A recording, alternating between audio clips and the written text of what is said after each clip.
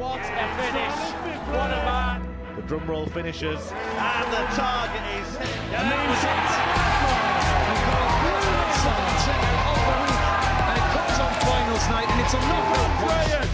Dirty Harrison! Van Velde!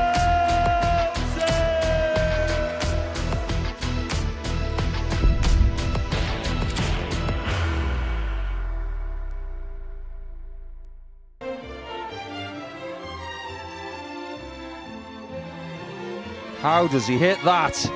That's how he hits it! And Jensen Walker is a Super Series success story! Jensen Walker!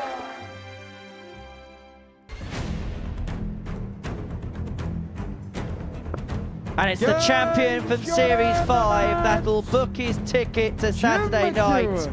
Jensen Walker's defence of the Modus Super Series title has come to a shuddering end. Buying tops, taking out tops. Dave does not want to wait.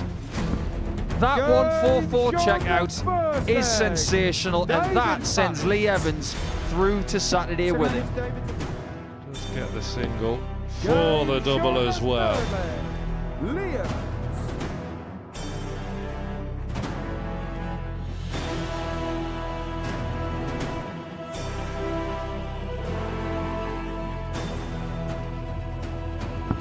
And that caps off a special performance for Jamie Atkins. Double 18 for McEwan. Into the top corner. That, a breaker throw for Chucky. Oh, that is absolutely killer.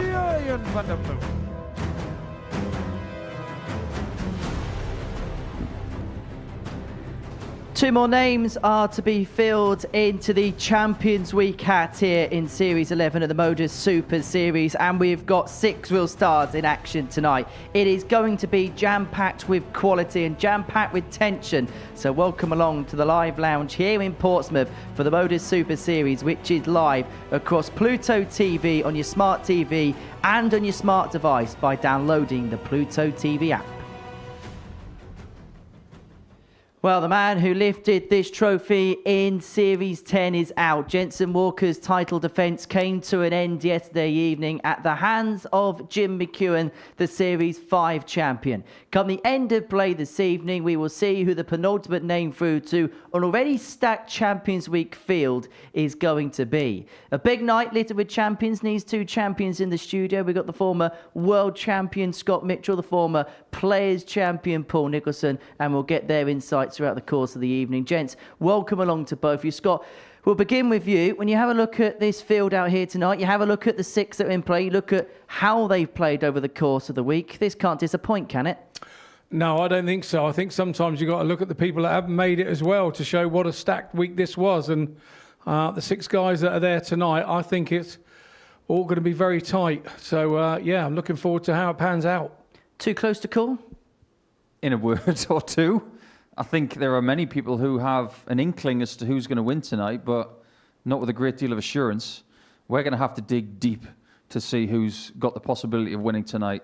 It might be the numbers, it might be experience, it could be something intangible. We'll just have to wait and find out. Well, sometimes the story of a Saturday night is maybe a couple of favourites and a couple of outsiders, but it's very difficult to split the 6 this evening, and these are the players we're going to be watching tonight. The Bronze Adonis Steve Beaton has never failed to make it through to Saturdays at the Live Lounge, but awaits his first trophy. Is that going to change tonight? Jamie Atkins is through to his 3rd Super Series Saturday. He was a weekly runner-up in Series 9. Can he go one better in Series 11? Jurgen van der Velde made his Live Lounge debut this week and impressed in making it through to finals nights. Will it be a dream debut for the young Dutchman? Series 5 champion Jim McEwan is back into finals night, looking to book his spot into another Champions Week. Will Week 11 be lucky for Chucky? David Pallett was in fine form this week as he returned to his 2nd weekly final. Will his super scoring see him succeed tonight? Lee Evans makes it 3 finals from 3 this week as he looks to reach his first Champions Week since the very first. Is 3 the lucky number for Evs? Those are the 6 players that we're going to be watching this evening here in Portsmouth. And if the truth be told, Nico, everybody can state their own case because they've done something or another tangible this week. Absolutely. They've all played well at times. They've all had their little shreds of consistency, which is very good. But tonight is a different task. You've got to have that explosiveness. So maybe that could be the separator. Well, we got underway on Monday morning with Group A. It was Steve Beaton that would clinch the crown, beating Jurjen van der Velde and Jensen Walker to the post. And look, you were watching Group A with us this week, Scott, and it felt like it was the ultra consistency of Steve that was the determining factor in the end. Yeah, he kind of got to the top of the group on Monday and was really, really good with his 4 out of 5. The second day didn't go that well for him. Lee Evans was at the top of the group on Monday, and there were different challenges all week for him, and Steve sort of overcame them all. Van der Velde had a good run at him. Jensen had a good run at him, but he just seemed to have the answer for everybody and looked to top the group a little more comfortably than he probably feels it was in himself. It was the game against Jensen, wasn't it, that ultimately clinched the group for Steve? Yeah, Jensen had been on a run of sort of 5 90-plus averages in a row, and you think, oh, Steve's got his work cut out here, but he was just so professional about what he did, so consistent, so assured. You know, he never let anything get to him, and he won the game 4-0, and I don't think Jensen really recovered probably for the rest of the week. Steve Beaton, the Bonds Adonis, it always adds an occasion, doesn't it, to a Saturday night? Oh, yeah. I've been around Steve for many years, as has Scott. When Steve's in town, there's a degree of enjoyment about what's about to happen. But I think it's about business for him tonight. He wins wherever he goes. He hasn't won a massive amount of titles over the last few years, but he's always been someone who's been very competitive. That might seem like a bit of a slight on Steve and his legacy, but when he walks in this building, he's not just someone who is here for experience. He wants to win. He hasn't won here yet. He wants to change that.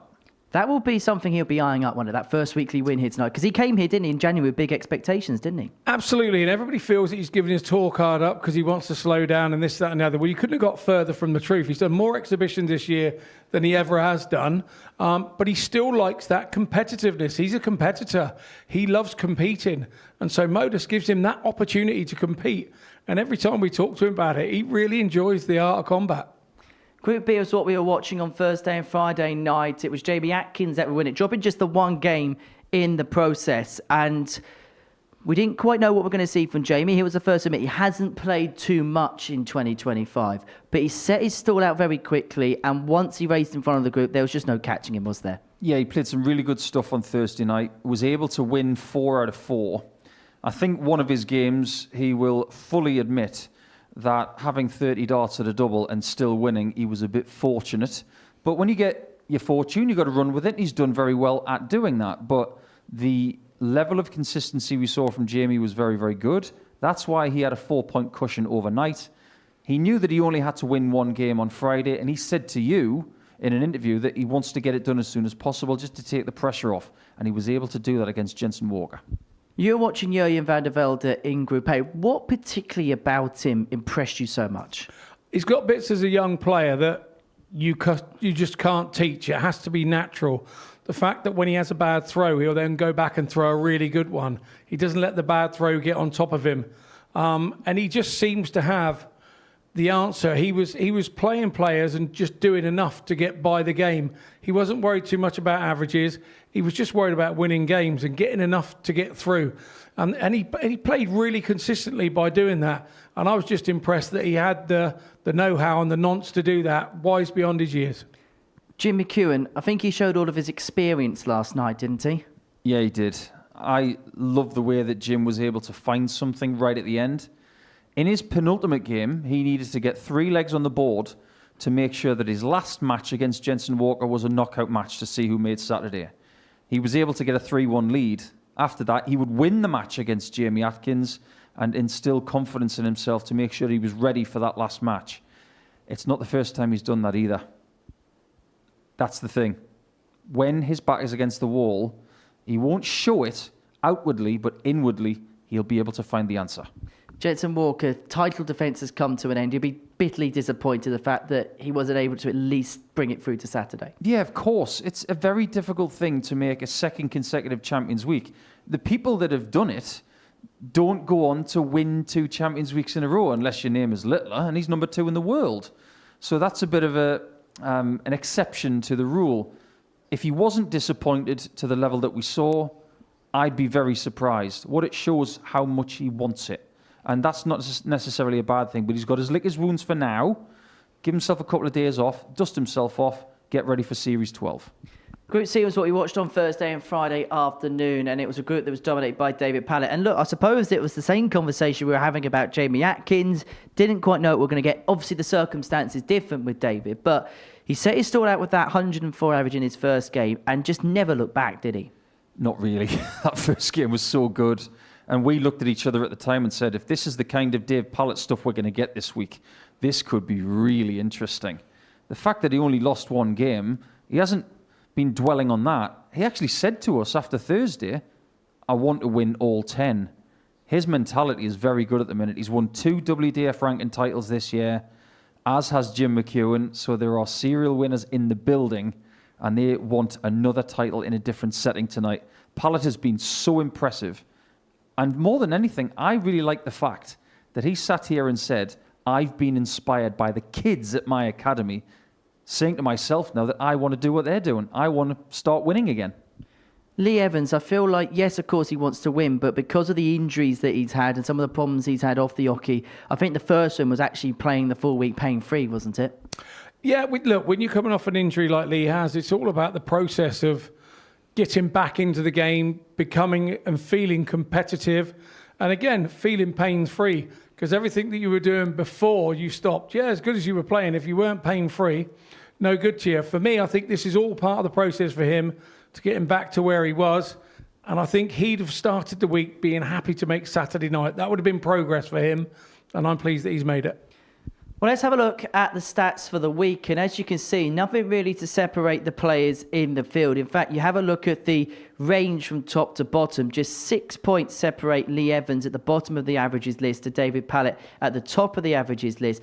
And every single player at least 30% when it comes to their doubling. And actually, you have a look at all 6 players as well. Every player bar 2 has had a 100-plus average, and the 2 players that didn't record 10-plus averages had averages of 99. That is how close and how tight tonight is going to be. And we can have a look at the groups now to really confirm how tight this evening's field is going to be, because you have a look at both groups and you get the sense that you can't really split the players in any sense. Steve Beaton, Jurgen van der Velde and Lee Evans, they're pitted in Group 1, whilst Group 2 will see Jamie Atkins, David Pallett and Jim McEwan fighting it out. And on a tight night like tonight, I suppose there's no surprise when it comes to the bookmakers' odds. You can't really separate the field. 3 points separate the 6 players in terms of the betting. I suppose first things first, no surprise the bookmakers went Steve Beaton off as favourite. No, I don't think so. He's had a sensational Group A campaign. He knows how to spend his 2 days off, and he'll be ready for tonight.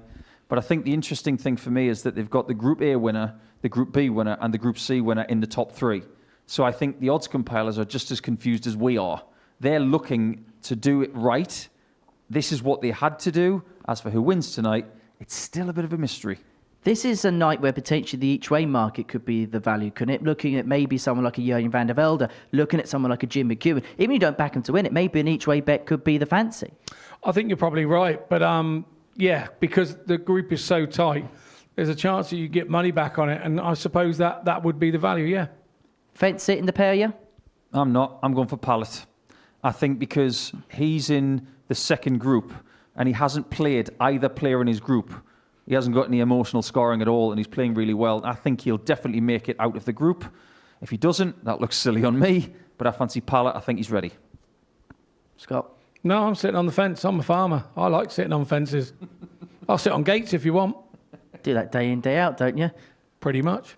18 plus, gambleaware.org if you're going to have a flutter on the Super Series scene, or you're going to sit on the fence like Scott. Right, let's get into our first game. It's a meeting between Steve Beaton and Lee Evans. For Steve, looking for that first title here at the Live Lounge in Portsmouth, whilst Lee Evans is looking for his second weekly title here in the Modus Super Series format. Prior to play getting underway this evening, I caught up with both players.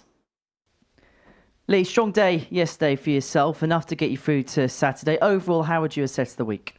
I'm not too disappointed with it. Obviously, getting here was the main goal, but performance-wise, probably a little bit below what I was expecting, but I'm just glad to be in the finals night. To a certain extent, I know obviously you wanted to win, but results, were they the be-all and end-all when you consider kind of the injury and coming back from it this week? Yeah, I got to keep reminding myself that like I've only been playing for the last few months again, so yeah, the results are the main thing. Like the performance after, don't really look at average, but it's just sometimes you just feel good or feel bad after a game, and a few times I've actually felt quite bad, but I've actually got some of the results yesterday especially. You did all right at the old gaff. What about winning the first one in this building? Oh, that'd be nice, wouldn't it? I'll have to overcome some bloody good players today though, because they've actually played really well. A few of them played a lot better than me as well, so I just need to play close to my best game or play better than I have done for the whole week. Go well tonight, Lee. Good luck. Cheers, Val. Thank you. Steve, another Group A win for yourself here at the Super Series. And you must have been really pleased with the consistency of your play over that Group A. Yeah, I knew it was going to be a tough week, and I've seen all the groups A, B, and C, and they're all tough. So I thought if I can get through Group A, obviously I can have a few days off and relax a little bit and come back on Saturday. So it all went to plan so far.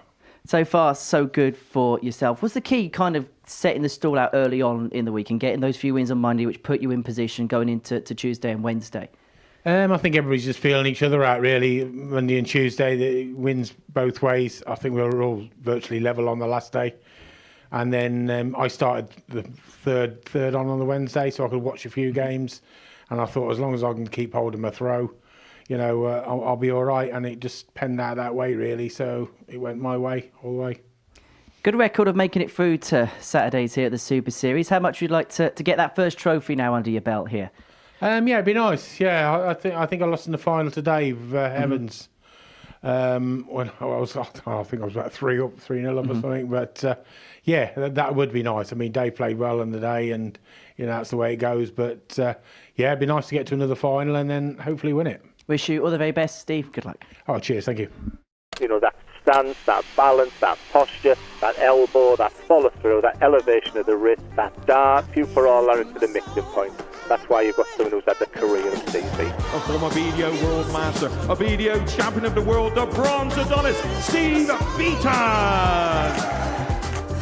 What a way this would be to start the week. Steve Beaton. Yes, double 14 to win it in style, to win it for 148 checkout. Beaton needs a big E to bring us level. He gets it, 154.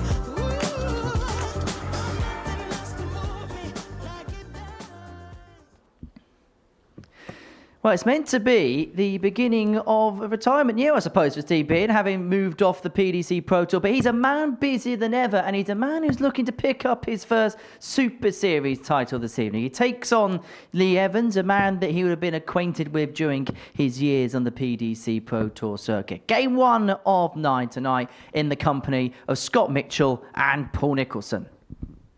Thanks, Henry. Yeah, what's not to like? Saturday night. A very nice night for flighting, of course. And with 6 players like this, get yourselves comfortable for the next few hours and let us find out who makes it to the Champions Week, which is not far away. It's only 9 days away. We'll talk about week 12 in due course, but Lee Evans, 36, from Gloucestershire. He'll be looking to get his second weekly title, but his first in Portsmouth, because he won in Series 1 all the way at the start. Steve is still looking for his first victory at the Live Lounge in Portsmouth, although he has been a couple of times close this year at the League of Legends and in the previous series. Owen Binks will be our official on stage tonight. Game on! He's in charge, but who will be in charge at the end of the night, Scott Mitchell? He's still sitting on that fence over there. Yeah, it's a well-built fence as well. I will have you know. I think that the way the bookies odds went there, I think was the secret for everybody. I think they were sat on the same fence as me. Very, very difficult 41. To divide, and we were in here earlier looking at the numbers and the stats, and you're trying to find a little bit between the two, between the 6 of them, and we are talking like 1 or 2 darts over the whole group from 1 to 6. So they'll all be feeling. I mean, it's all about what you're feeling on the night as a player, Nico. We know how it feels to come into these nights. And it's all about your mental attitude on the night and who can be kind of a little bit mentally stronger than the other. The stats can say what they like. It's all about who takes the moments on the night and starts believing it's their night. Does the fact that it's been a slightly warmer day today, making the stage a touch warmer since the start of the week, does that make any difference? I'm not so sure that's the thing that will come straight into their head when they walk in. First 180 of the night goes to Steve Beaton, and that's his 18th this week. He's obviously brought the Steve Beaton fan club with him. Well, this is about 0.0001% of them, because there's that many. That'll do very nicely. I don't think he ever has to take a fan club with him. I think he's one of those players that is that popular that wherever he goes, he's known and liked. Okay, maybe we're going to get plenty of those tonight then. 132. Beaten for the first leg.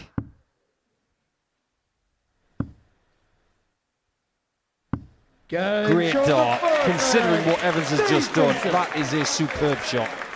Yeah, Evans had half an eye over there from the table. It was just a little cock's eye there thinking, oh, he hasn't hit it with the first 2, but yeah.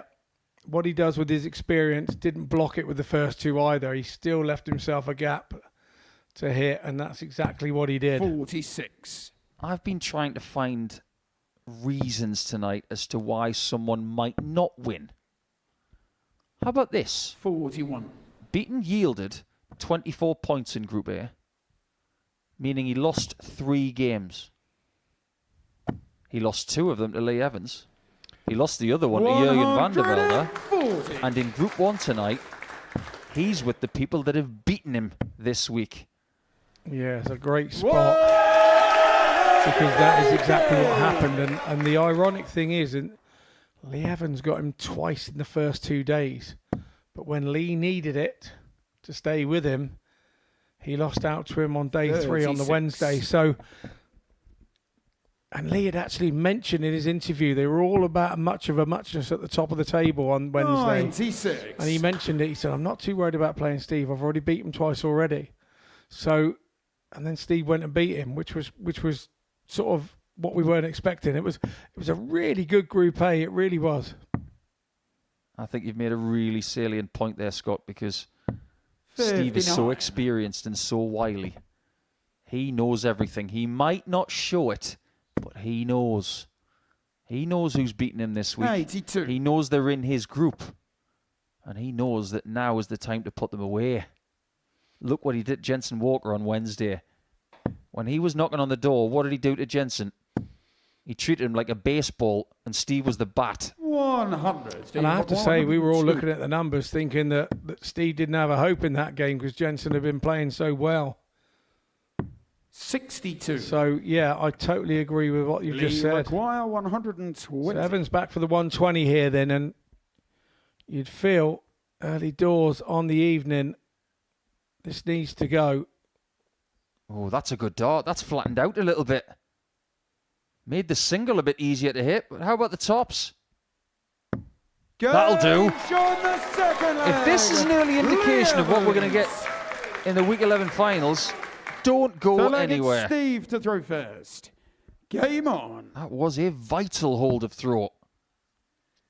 If this is your first time tuning into a finals night live on Pluto TV for the Modus Super Series, we've got 3 players in each group, meaning each player gets 2 games. The top 2 players in each group go to the semi-finals.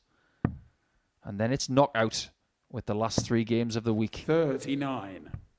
So your first job of the week is to get to this point. Your next job is to get to the semi-finals. 55. And then you can start thinking about winning it.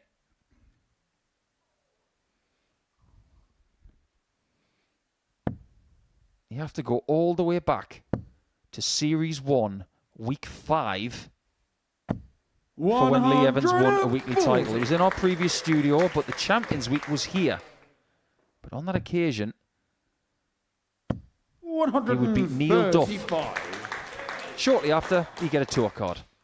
So we wouldn't see him for over 2 years. Now he's back, and he's back in Saturday. Like I said at the top of the show, Evans has come off the back of an injury. And I think he'd have been happy to make finals night tonight. I really do. I think that, you know, he's been plugging away to get himself back. And I think to make the Saturday night will be just something on the back of his mind saying, you know, I'm getting there. I'm getting there. It's progress again. And that's the hardest thing to find as a dart player, the mental side of it, and allowing yourself to go and play like you did, particularly after an injury. Tops for Beaton. And a second ton plus check out just like that in this game. Steve Beaton. Every fan in here loving this. Is Lee to throw first. Game on. The best value live sport in Portsmouth. Of that, there's absolutely no doubt. I have to say, the Live Lounge is becoming one of those places for fans. It's a must-do thing at some point in your darting life. It really is beginning to be iconic, and as iconic as some of the bigger venues 59. In our darting world.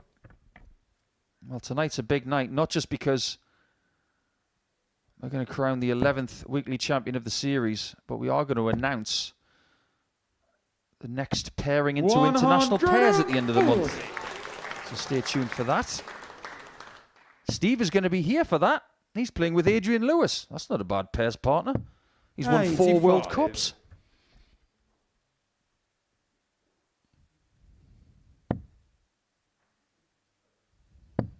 Evans has to protect his throat. If he's broken here, 100. He's in a lot of bother. Beaton's record on Saturday nights is pretty good.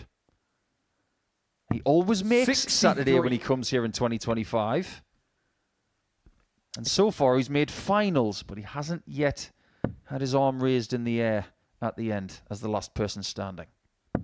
It's a nice little habit to have, and like I said, I spoke to him on Monday after the session where he finished top of the group, and he said he just loves competing. It's all right doing exhibitions, it's all right doing this, it keeps your arm, your hand and eye coordination, it keeps all that, it's great fun, bumping into all the old guys again, but he said there's nothing like coming here and competing again, it feels good. As he mentioned that he gave his tour card up and I lost mine at the same time. He was very good at that on Monday. I did have a little chuckle to myself, that was good. That's very simple here. Evans has got to take this in 2 visits. 45. That opens the door for Beaton because he can't take this in 3.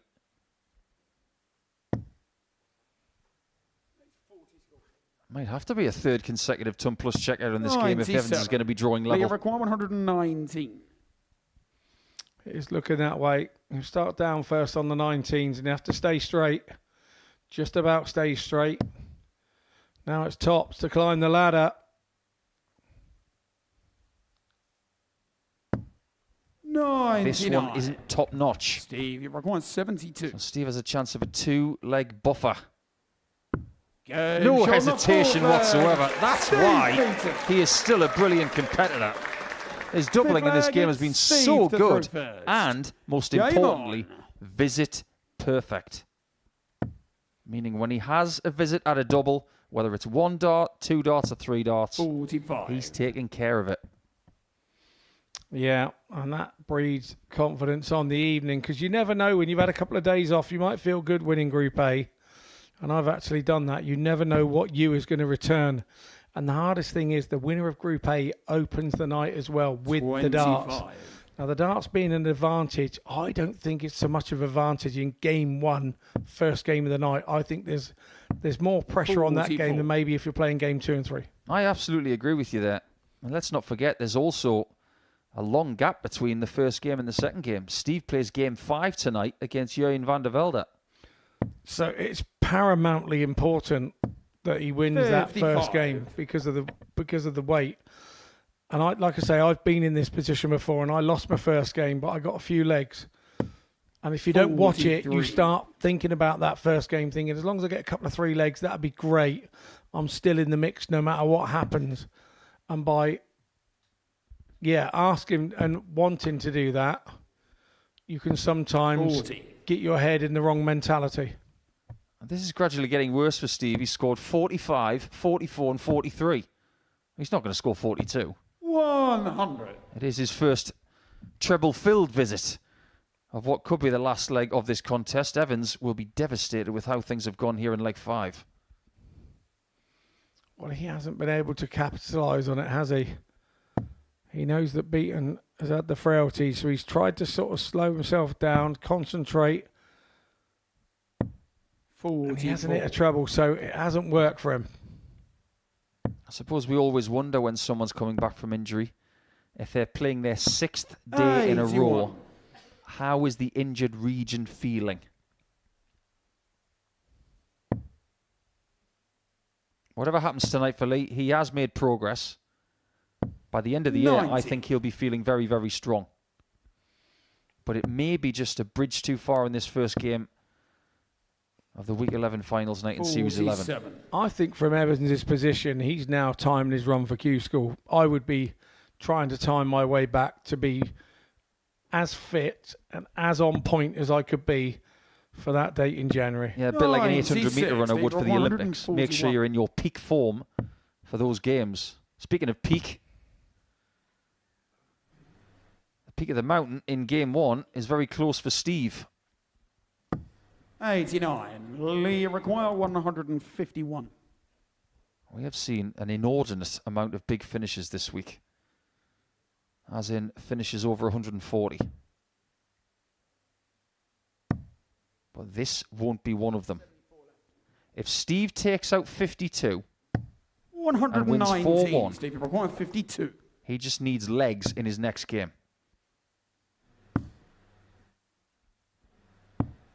44. That luxury may be minimised now by Evans. 32. This is for a break of throw. Steve's had 8 visits to win this match 4-1.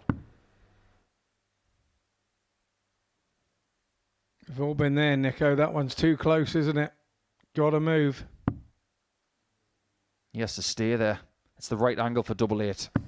And he gets an assist off Dart too. Lee Evans. He did. That looked like it may. You could hear it click together there. It may have been going inside, but it's done him a bit of a favour, and we've all been there. And then when you start seeing a dart that you know is leaving your hand in the wrong place and it goes where you need it to go, the little bells start ringing inside. This could be my night. This is starting to go my way. And you convince yourself of the outcome. Well, one thing's for sure, after speaking to Lee at the end of yesterday's Group C session, he cannot rely on good luck today 51. Because he had a truckload of it yesterday. I know he won all 5 games, but he walked away from the building almost laughing at the fact that he had so much good fortune. People missing against him. 68. A couple of nice deflections. But if you consider what Steve has already gone through in this game, if he'd found 59. double 16 or double 8 to win 4-1, he would have only needed 2 legs in game 5 tonight to be through. That is not the case anymore. I totally agree. We're talking in the week about having the darts and not having the darts, and that this 6th leg, when you've got the darts, is the hardest one to hold for either player. At 2-2, yeah, there's no damage too much if you lose your leg. But here, at 3-2 down, 60. You have to hold on to it. This is the ultimate of pressure on holding your own throw. You step up there and do an 11 dart or a 12 dart, you've got to tip your hat to your opponent and go, that was quality. We have seen a 170 this week from Jamie Atkins.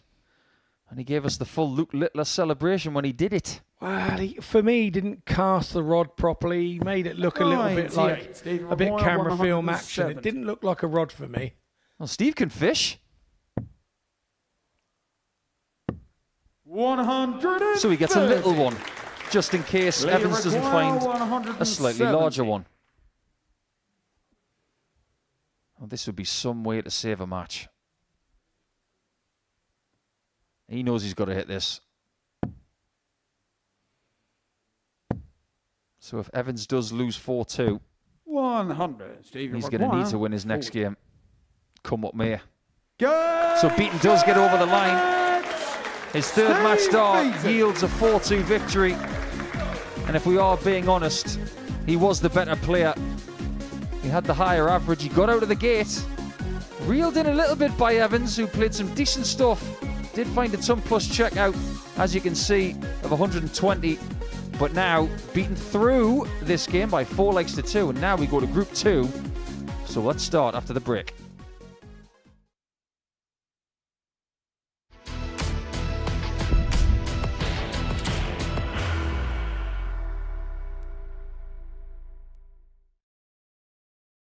Are you ready to lift that trophy, Darius? Yes. Let's do it then. Ladies and gentlemen, your Modus Super Series 9 champion is Lucky D, Darius Labanowski!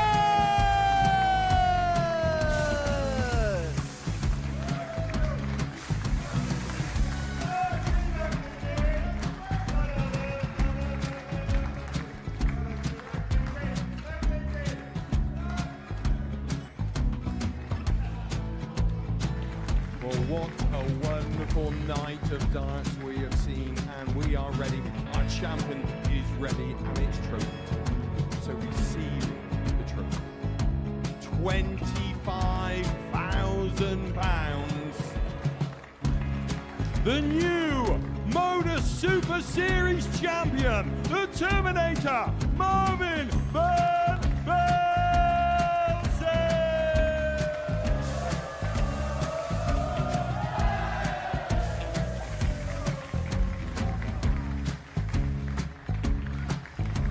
And one more time, the 8th Modus Super Series champion, the Terminator, Marvin Van Velde. And the new Modus Super Series champion is Andreas Dirty Harrison.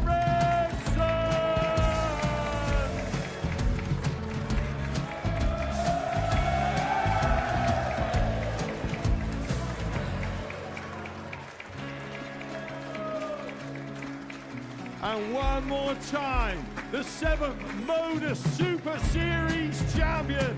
Give it up for Andreas Dirty Harrison. The moment we've all been waiting for. Would you please show your appreciation for your Series 6 Modus Super Series champion, Scott Taylor.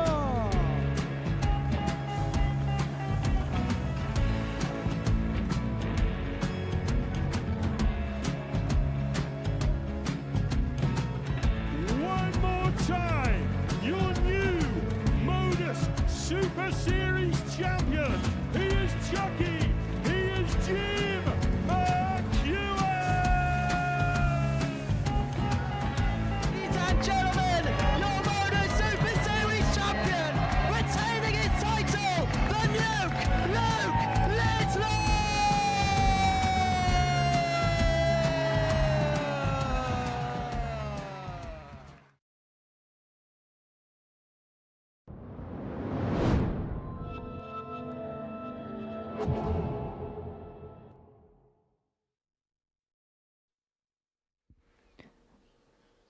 Welcome back to the Modus Super Series, where Steve Beaton has got his night off to a winning start. This 118 giving him a 2-1 lead against Lee Evans, which he'd then convert into a 4-2 victory. The Bonds Adonis looking for his first nightly win here at the Live Lounge in Portsmouth, and so far, so good. Our second game is a meeting between two players from Group B as Jamie Atkins takes on Jim McEwan, and earlier on this evening, I caught up with both players. Well, Jamie, you set your stall out quite well on Thursday, got the job done on Friday. Must be a very satisfying couple of days of work for yourself. Yeah, I said yesterday I wanted the one win, and I wanted to get that one win early. Thursday was a really good day, and yesterday just topped it off. That performance in the middle of the night, the 105, that must have been very pleasing. Maybe also a little bit frustrating because it could have been a little bit more. Yeah, absolutely. I knew that Jurgen was creeping up on legs, so I kind of added a little bit more oomph to the game. Rather than relaxing into it, I just added that. Don't let him get any closer. To tonight, obviously you've come close here in the past. You're knocking at the door. Is it now about opening up that door and getting that first win here? Yeah, that's for everybody here. I want to win the night. I'm not here to take silver, bronze. I'm here to win the night. Relaxed, comfortable, had a nice chill day, so preparation's good. We spoke last night, haven't played as much darts as usual this year. Would this be a real kickstart to the season if you could have a good night tonight? Yeah, it will start a busy sort of 8-week period for me. Throw a holiday in the middle, but yeah, it will be a great stepping stone. Well, go well. Wish you all the best, Jamie. Good luck. Cheers, Henry. Well, Jim, you like doing things a difficult way, don't you? Went down to the very last night. Just first of all, about that game with Jensen, that was a bit of experience coming through, wasn't it? Oh, yeah, absolutely. I had planned that game halfway through the night. It looked as if it was going that way. And Jensen was getting a bit frustrated through the night, so I felt it was in a good place. Overall, in terms of the week, how would you say you've played so far? Up and down. A couple of good averages last night, which is pleasing. But I hope I can do that tonight again. Back into another Saturday night. When you look at that field, and you've been involved in a lot of weeks, obviously you won the title here in the past. Is this up there with one of the toughest Saturday lineups you've been involved in? Oh God, yeah. You've got it all here. You've got experience, you've got youth, you've got the middle of the road boys, and Jamie has been playing so well all week. This is going to be hard. Been a good year for yourself on the WDF circuit. It's been a little while since we've seen you win here at the Super Series. So how much would you like to get yourself back in this particular winners' enclosure? Well, I always say I do all other darts to prepare for this, because this is big. Yeah, it means so much to do it again. Yeah, to be a two-time winner.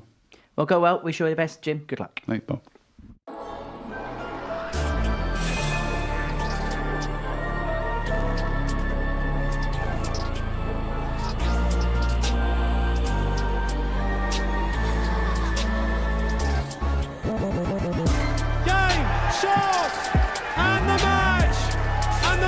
Super Series champion,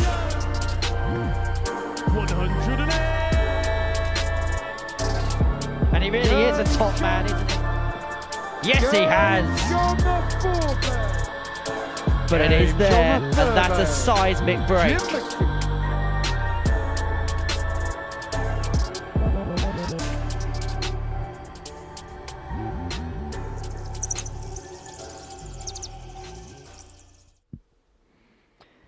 Jamie Atkins is very much a dialed-in player, to the point where he knew exactly that this was going to be the opening match tonight when he spoke to us in the Pluto TV studio at the end of yesterday's action. It's Chucky against JA, it's England against Scotland, it's Atkins against McEwan, and it's Mitchell and Nicholson in commentary. Interesting times ahead. They have met over the last couple of nights. This is very important too. It might not even be their last meeting of the week. They could meet later if they both get through the group. But Jim McEwan, the Series 5 champion and the two-time weekly winner, that can't be forgotten, is the winningest player here tonight. But when asked about the spectrum of tonight's players, he just said, oh yeah, this is a difficult night.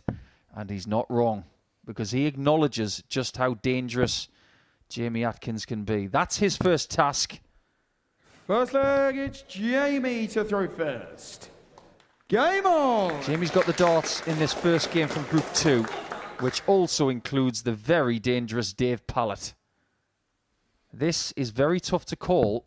Is there anything we can learn from the last two nights, Scott? Because in the head-to-head, it's one game all. Yeah, I think this is a different situation. The Saturday night, and I don't mean to belittle the Thursday and Friday, but it does feel like a prequel to the big show, you know, and you play slightly differently there than you do when you come here. 41. It feels like a knockout type situation the whole night. Yes, we play the first part on a mini group, but it feels like a knockout situation, and so you play it slightly differently, and obviously there's more attention, there's a crowd, and there's all sorts in. I think Jim's one of those that analyses the game a bit more than Jamie. I think Jamie just gets on with it. Whereas Jim will know what he did in that game to get Jamie. He'll remember what sort of type of trait in the direction the game went. So if it starts to go that direction again, he will know what to do to make it go that way, if that makes any sense. 100. Makes perfect sense to me.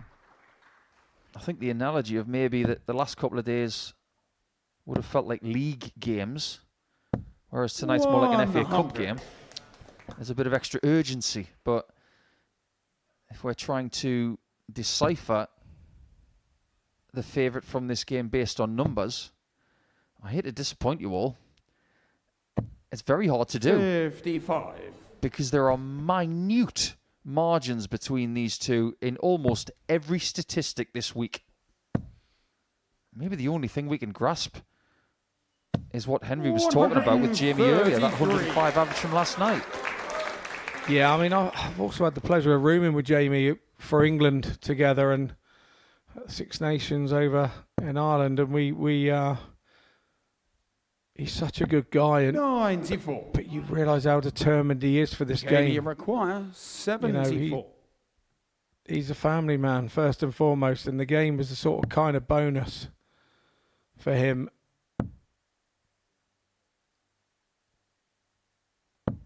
Early chance for McEwan. Jimmy requires 72. Who has been leaving tops a lot, as usual, the last couple of days, but has been having a little bit of trouble with it.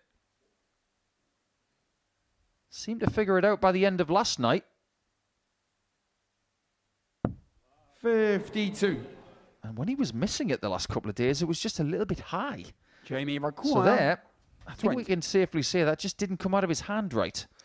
Yeah, well, he's capable. You know, when you're missing high all week, and you try to make sure that doesn't happen again. Now, this is difficult because this is nearly too close to be any use to him whatsoever. Oh, nicely done. Jamie Atkins. Nicely done. That was a big dart for Atkins. Big dart for the old roomie. And nicely done. That was. Yeah, the odds of that were everything was against him. It could have caught a flight. It could have caught anything. We were looking at the numbers earlier on tonight. In particular, the checkout percentages. Jamie's was the lowest of anybody here tonight. But the main reason for that is because of a game that he played a couple of days ago where he had 30 darts at a double in the match. He still won, but there were a lot of misses. If you take that out, his doubling percentage was very competitive compared to everybody else. 100. Yeah, very much so. And also, when you're getting more darts at a double than anybody else, your percentage is going to be a little bit lower as well. So that's a sign that you're scoring really well as also. 100. Both on numbers where you've got to be a little bit creative to leave a finish here.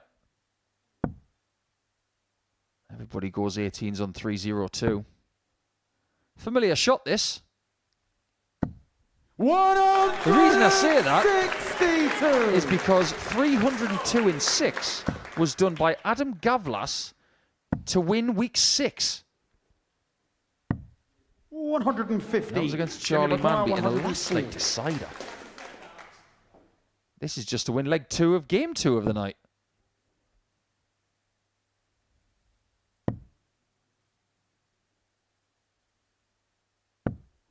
Oh no, he's still in 3-dot territory. Even if the dart had fallen out of the board, it would have been better off. Yeah, anything but, wasn't it?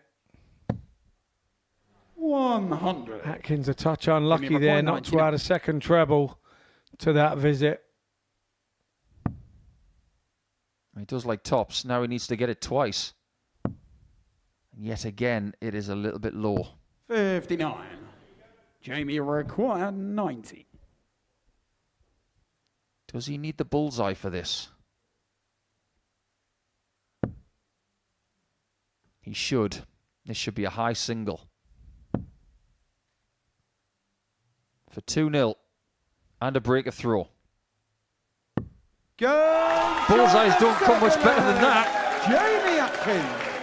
I like to call the 90 shot on the ball the cardboard box. We got the big fish, we got the little fish. And I think the 90 shot is the cardboard box for those 90 darts crazy ravers out there. I like that too.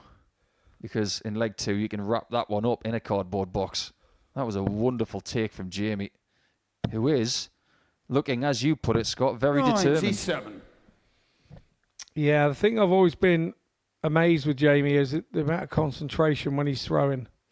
His concentration is really second to none, and you can see it in his eyes that he doesn't. Some players throw very angry. He doesn't throw angry. He's concentrating, and it's a determination on his face, not an angry face. That's just the way the contours of his face come out when he's concentrating. 121. Yeah, very much so. Well, there's Kai Smith. You're going to be seeing him on the hockey next week with his dad Raymond, who's back at the Super Series. Big news earlier this week. Raymond Smith, the Series 2 champion, is back. And there he is. Yeah, good day, mate. Always good to have him here. He's been in the building a few months back. Paid us a visit during Lakeside in December of 2024. But has put together quite a lot of good form in Australia over the last 6 months. 100. He's back for success.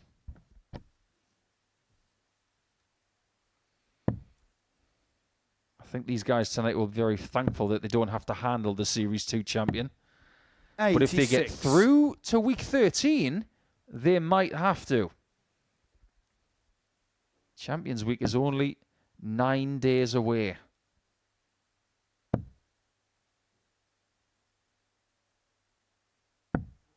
McEwan could be in big trouble now. Not just in this game, but already for the entire night. Yeah.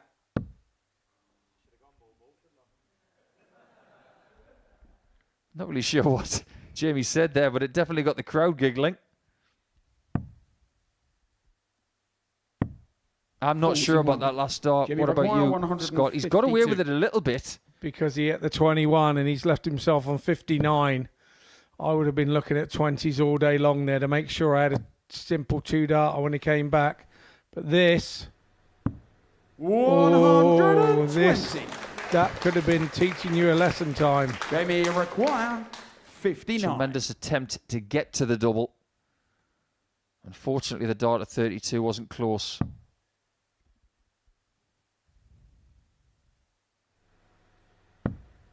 How close is double 10? This is big. 49. And he's missed it, so he's let McEwan have a chance. 32. And I don't know about you, Nico, but I can't see him missing this. Game show the third. Well read. Jim McEwan.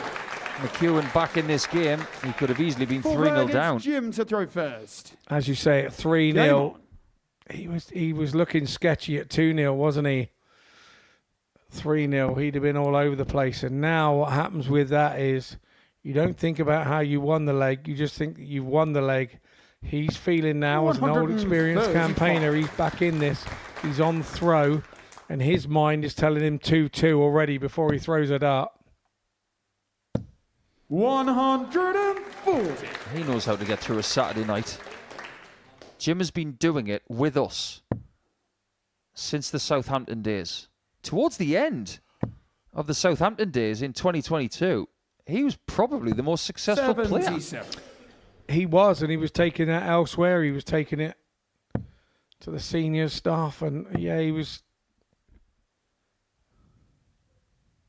It's lovely when you're 49. In that bubble. You know that you're in the bubble when you're a player. You can't play enough when you're in that bubble and you know everything's going well. When it starts to fall off, you can go the other way and not want to play too much. And ironically, 59. You create your own downfall by doing that, because ultimately, the more you play, the more you keep the hand-eye coordination.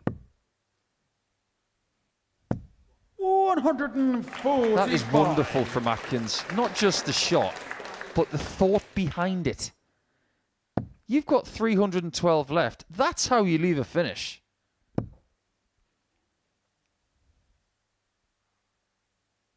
I think McEwan is starting to realise that Atkins' scoring is a little bit better than his. He's going to have to hold on for dear life here. He's got the biggest finish of the week. 99. Jimmy Rock 100. But if McEwan can join the party here with a big one of his own, it'll be level. He's turned the throw, but Jim has got a chance, and that needed to stay straight. Needed a ton minimum requirement there for me to pressure that 68 of Atkins. 44. Because the chances are he's only going to get one dart at this.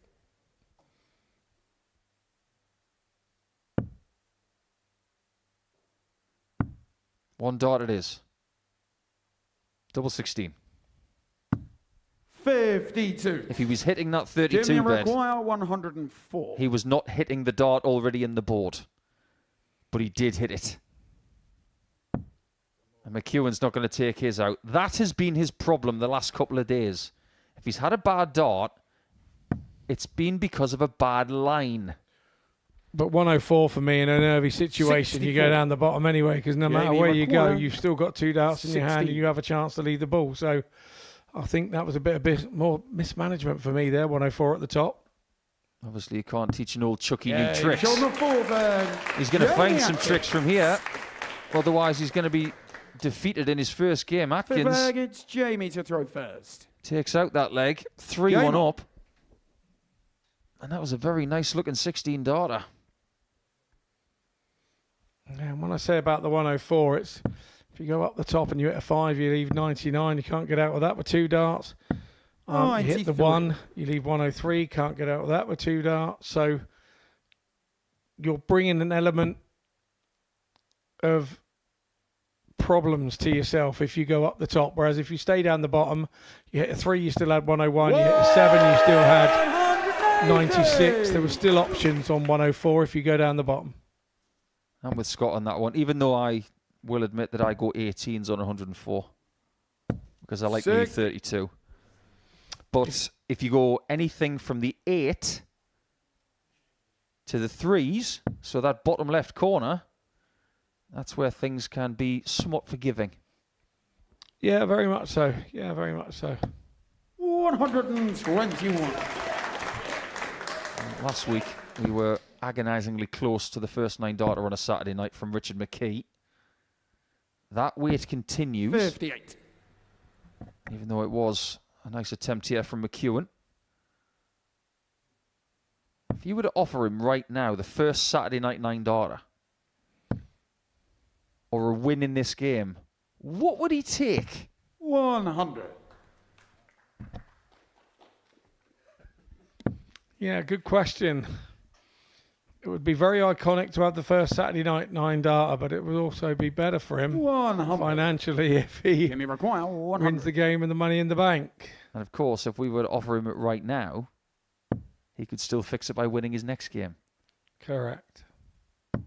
Well, there's one tops. 8. He doesn't get another. So he's hit tops once in this game. When he's needed it to finish a leg, he hasn't found it. 138. Jimmy Maguire 20. Now he's under pressure from Atkins.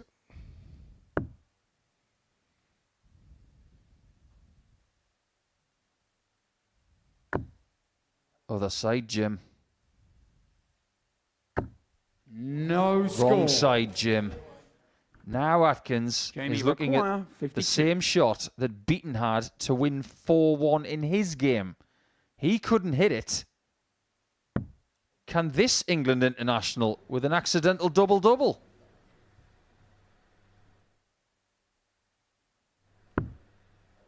It's tricky. 40. Too tricky as it stands. Jimmy Maguire. Yeah, he 20. wanted to stay away from the treble, didn't he? And he messed himself up by leaving double 6.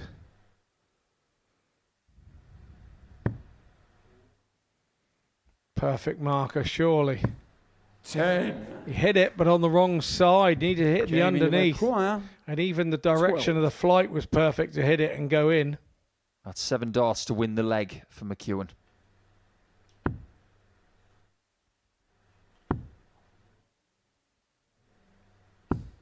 No That is score. 5 for the match for Jamie Atkins McEwan. missed.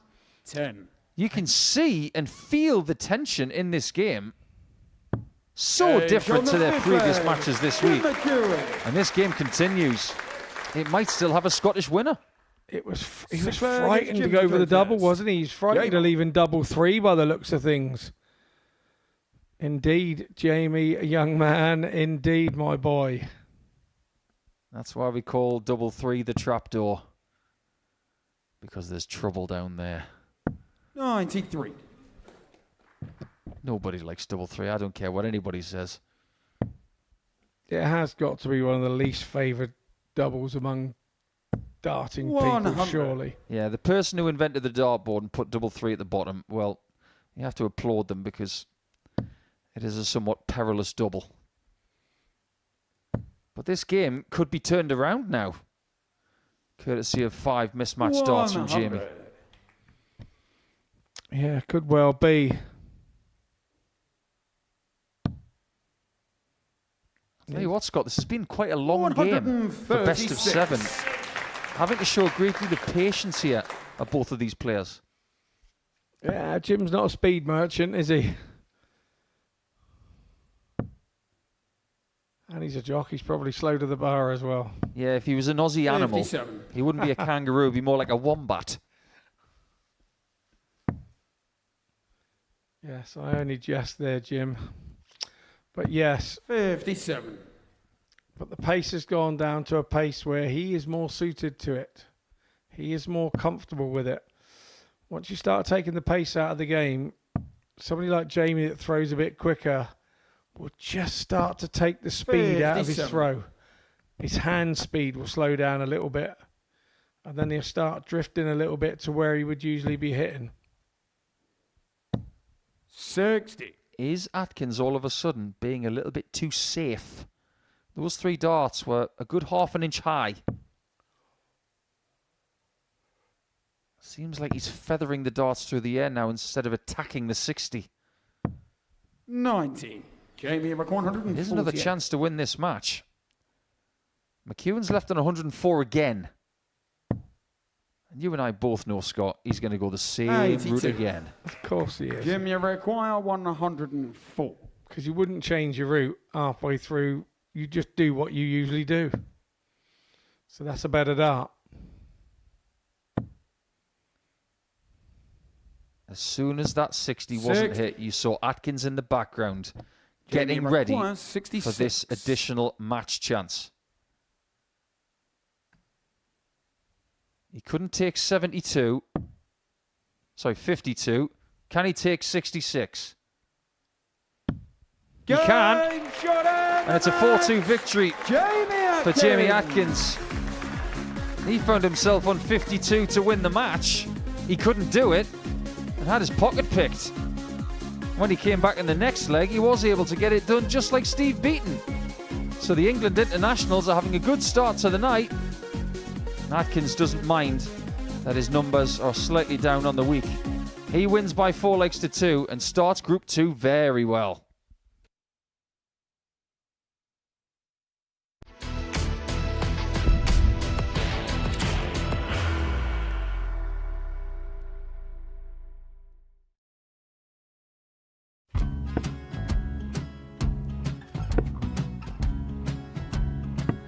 $54. Charlie McEwan, 164.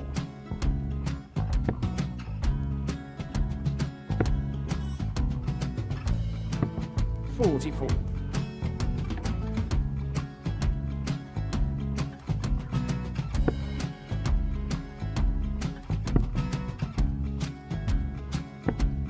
$32. Charlie McEwan, 120. Well, 120. He's got a fair, at least 2 handfuls of this. Just needs to stay 60. there. That's a good shot. Halves his score.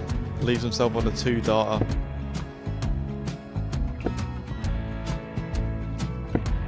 26. Charlie, you Time on his require side 60.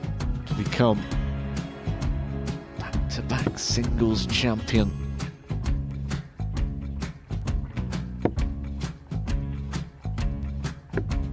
Definitely a couple of nerves in those last two darts, but he'll be coming back.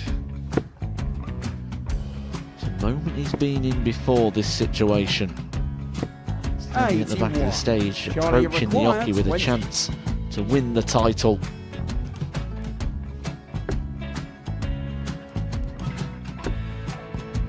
He did this to win the first title, if you remember.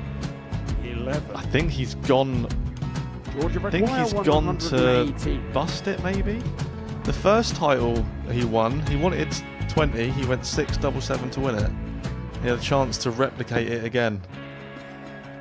Yeah, I get the feeling that was for a bust. And 39. on that situation there, George Gay wasn't even able to take it out going to the 18s on that switch. Yeah, I think he just panicked a bit, but he's done well to get that big one. Sometimes can be the hardest part. Georgia requires This is it. 79. It's got to be 19s. It's got to be 19s for this shot. Big 20 and a double. He's got the first one. He's going to get a match dart here.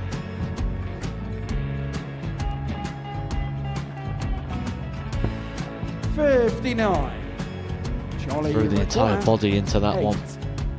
Just didn't want to let go of the dart.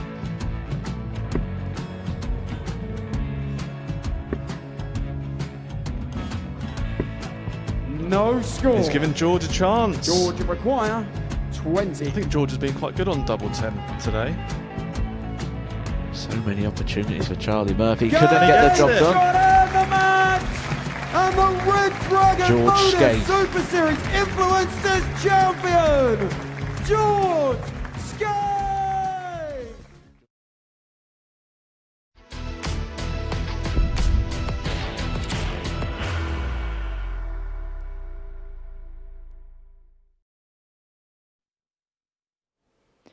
Welcome back to the Modus Super Series, where before the break we saw Jamie Atkins get over the line against Jim McEwan in our second game of the evening session. Match number 3 is a meeting between Lee Evans and Jurjen van der Velde. Lee Evans in desperate need of a victory to make it through to the semi-finals, whilst for Jurjen, making his debut here this week, could make it through to the final 4, one step away from picking up this trophy come the end of the evening with a win. I caught up with Jurjen earlier on tonight to gather his thoughts. Jurjen, into Saturday and your debut here at the Super Series, you must be really pleased with the consistency in which you played at this week. Yeah, of course. Yeah. I think I played a good week from Group A until now, and yeah, I think the standard in the week was also good from all players. So yeah, I'm really pleased to be into the finals night. Yeah. How have you found the stage out there this week? Yeah, I did like it on the stage, and yeah, it's always you need to try things on the stage, and because everything is new for me. But yeah, I think it feels good, and yeah. Let's talk about your season so far. First off, the tour, how would you say overall things are going for you in 2025?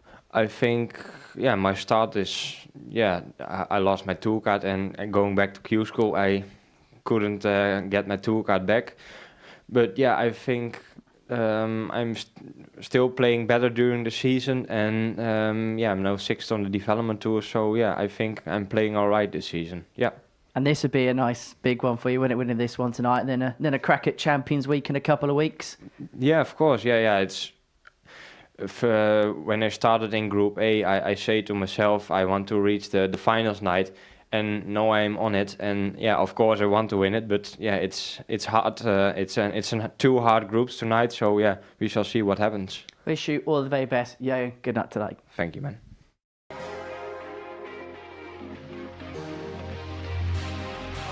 Three. 108. Van der Velde takes out a 106 to get the first leg on the board.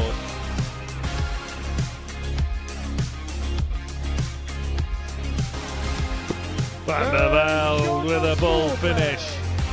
Much safer for room. Not a bad guide for the ball as he dispatches it with a plum. Van der Velde.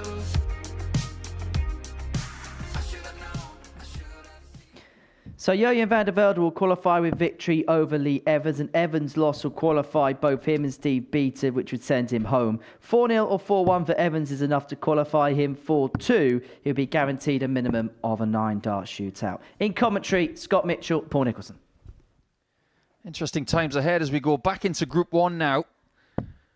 And we welcome to the party this young man, Jurjen van der Velde, who was heartbroken at the end of last year for many reasons. His loss to Gian van Veen in the World Youth Championship final, that caused a seismic shock in his career path. But he's so mature and so level-headed.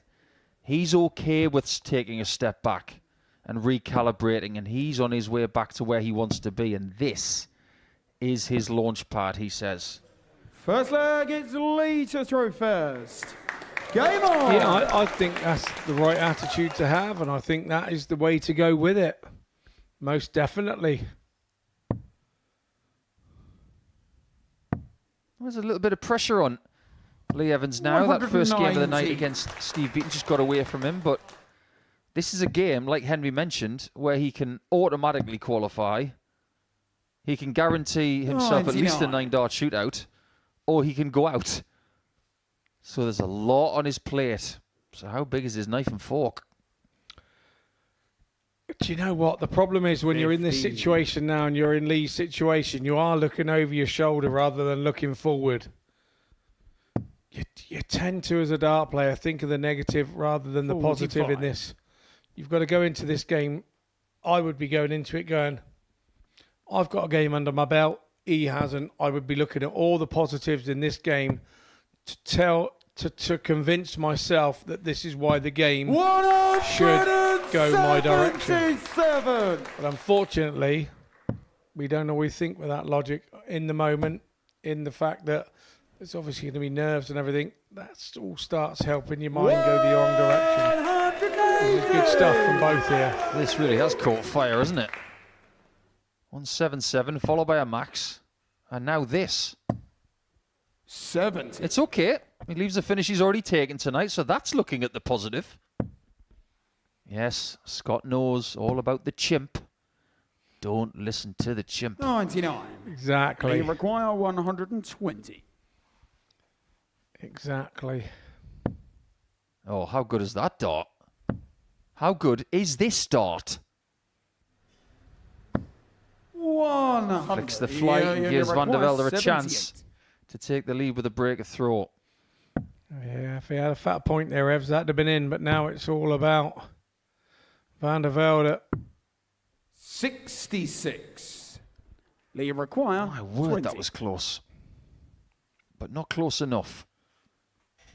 Jurjen's got a very different mindset in this game. But now he knows he's 1-0 down. Lee Evans. So if Lee wants to automatically qualify, he can do so by winning 3 of the next 4 legs. That will give him that magical formula of 2 points and a positive leg difference in Group 1. And he's not bothered about winning the group right now. He just wants to get into the semi-finals. However, the flip side of Lee's mindset is Jurjen knowing that even if he doesn't win this game, he's got a chance against Beaton. Yeah, exactly. So for me, I think Jurjen knows that. I think that he'll play as a calm and collected player here. And he will also know that, yes, that was an opportunity to break, but it's no real disaster. He's now on throw. And as long as he holds throw and goes 1-1, he knows 94. He will return the pressure straight back onto Evans and maybe give himself a chance to break again. And this is where I say that he's such a young man, but has 94. The wiseness of an older player on his shoulders. And he's... I have him down as a very common sense type of person. And he makes common sense of every situation that he comes 44. Into when he's got a dart in his hand. And these two are the only 2 players from tonight who have played 2 groups this week. 94. Lee went into Group C after the first 3 days, and then Van der Velde went to Group B. Their win percentages are slightly different. Van der Velde 61% for the week. Evans 56, which is the second 78. lowest. Yeah, you know, 122. Interesting play, this. 75. That's the second different way I've seen him go for 122 this week when his opponent is not on a finish. Yeah. I'd 85. like to see him Yeah, stick you with know, one way and get it right. He might get this right.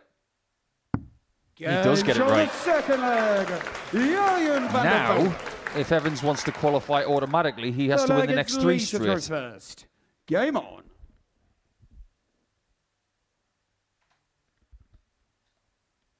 He's got to do that against a player averaging 92.81 after a couple of legs.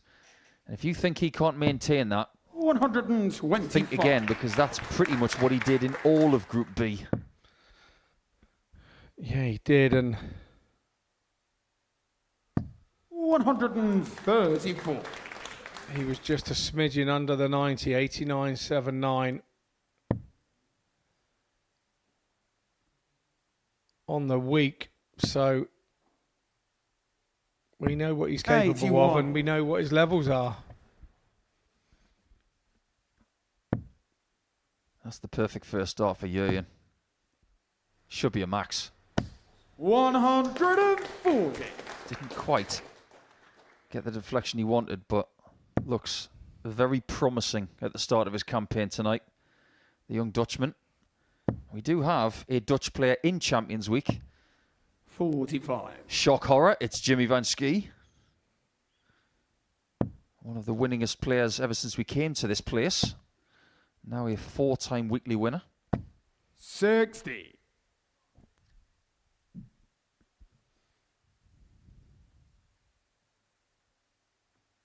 Evans has actually been in this position already this week. And it was yesterday. He needed a result like this. 77. Yeah, you never He needed to win by a distance, and he got it.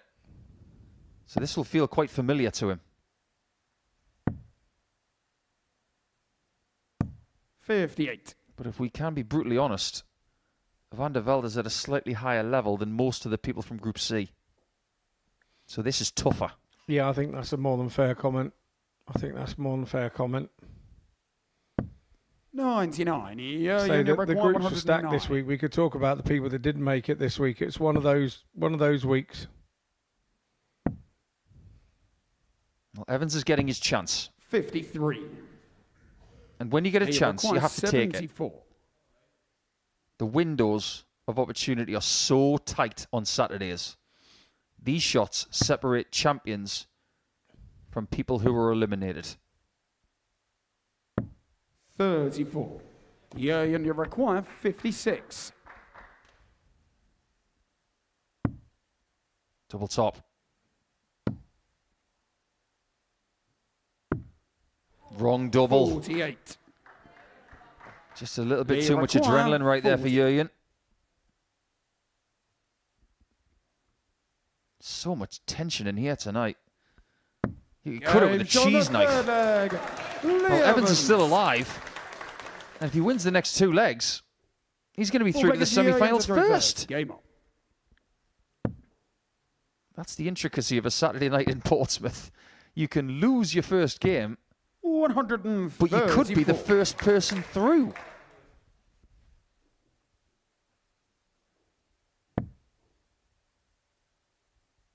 After what you were saying a little bit earlier, Scott, about the 60. realistic goals for Evans at this point of his season, I think deep down he knows that making Saturday is a win in itself.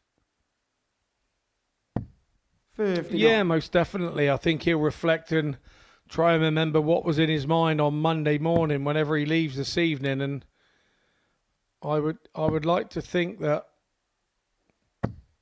he'd go back and go, let's make the Saturday final and let's see where I am. Let's see what happens. best way to figure out where you stand with your game is to put it under pressure. 126. All the best results don't happen in the comfort zone.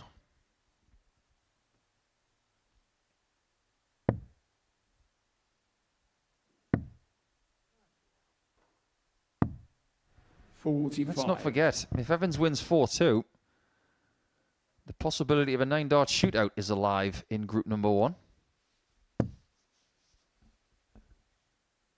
65. Sensible. Takes him under 120. So the bull is now out of play. And also it means there is a treble to single combo on a couple of different ways with 117. But that's a big response from Evans. Ironically, that maximum makes hitting the 25 look even better. 57. If Evans takes this out, Lee require 156. this will be his best finish of the week.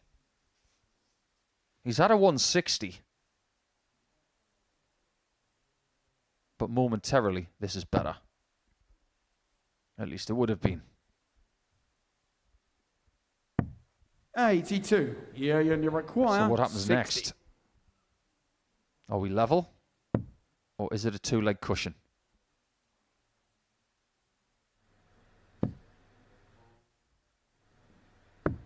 We are level.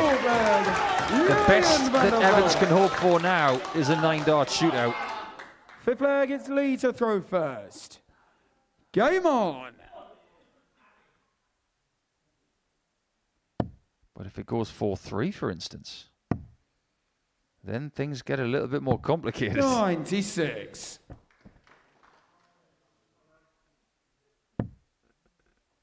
Now it's just a question of hanging on, isn't it, Scott?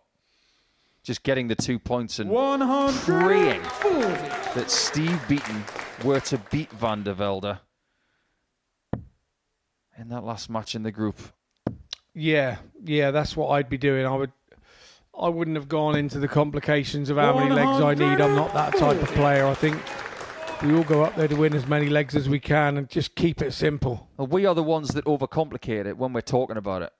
As a player, you approach every leg the same because you want to win every leg you play.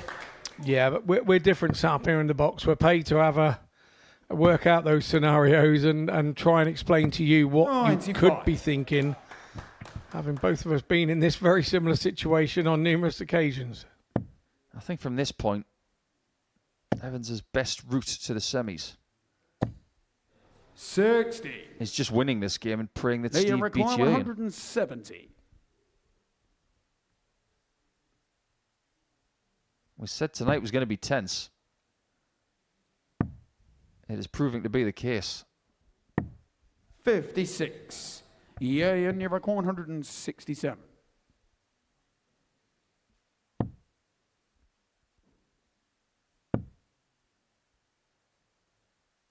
$97. That's a lovely last start. Lee, you require 114. So far, this one has been nothing but holes of throw. Does that continue? Tops. It does continue. Evans is hanging on for dear life. Got to give him credit for that. Sixth leg, it's Jurjen to throw first. If Jurjen doesn't break this guy, he's going to need to beat Steve Beaton. Yeah, that's the 114 to the 120 that he had against Beaton for his second ton plus finish tonight. Yeah, Tops hasn't been too bad to him. So automatically, if you've hit a couple of really good ton plus checkouts on Tops, 55. if you have an option later in this match, just leave Tops again. That's where your darting ingenuity must kick in. Bit like you did in 2015, Scott. Just leave Tops at every single corner. Yeah, my philosophy is just try and get one of them right. Just go and get one double right. Don't keep switching around the board. Let's try and get one right and sorted and feeling comfortable. You got 2 of them right. You got a stack of Tops and one rather impressive double 19. Yeah. That we were talking about earlier about when do you convince yourself in a game that you're going to win it. I think for me on that night, that double 19 was the one for me. the 2 treble 20s preceding it was pretty tidy too.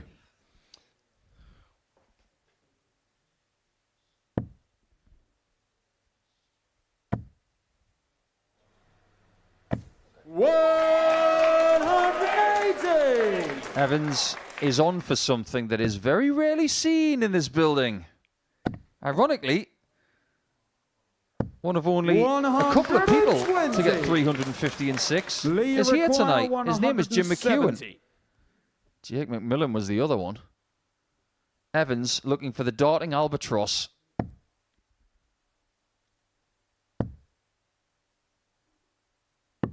Great shot. Does Jurgen take us all the way? Feels like the game deserves it. Double 16. We get what we deserve. We're getting a last leg shootout. My word. The first time this week that we've seen a little bit of fire from Van der Velde. Final leg, it's Lee to throw first. Game on. Now it's a one-leg shootout for Evans. He wins it. He's still in. He loses it. He's gone. One leg shootout, and the only advantage he has 91. is that he has the darts. The momentum, you would have to say, would be with Van der Velde here. Yeah, what a shot that was. It wasn't a ton plus checkout, but it felt like one. Oh, it felt as big as a 170, that. Goes back to what we were saying earlier about that being the hardest leg to hold throw on in the best of 7. You play the best of 11 on the Pro Tours, it's that 10th leg to go 5-5 is always the hard one. 48. I think maybe that's a little bit of international experience there, Scott, because someone like Jurgen, who's very well versed at the age of 22, you can hold in a spot like that. You'd want someone like that in your team. Very much so. Very much so.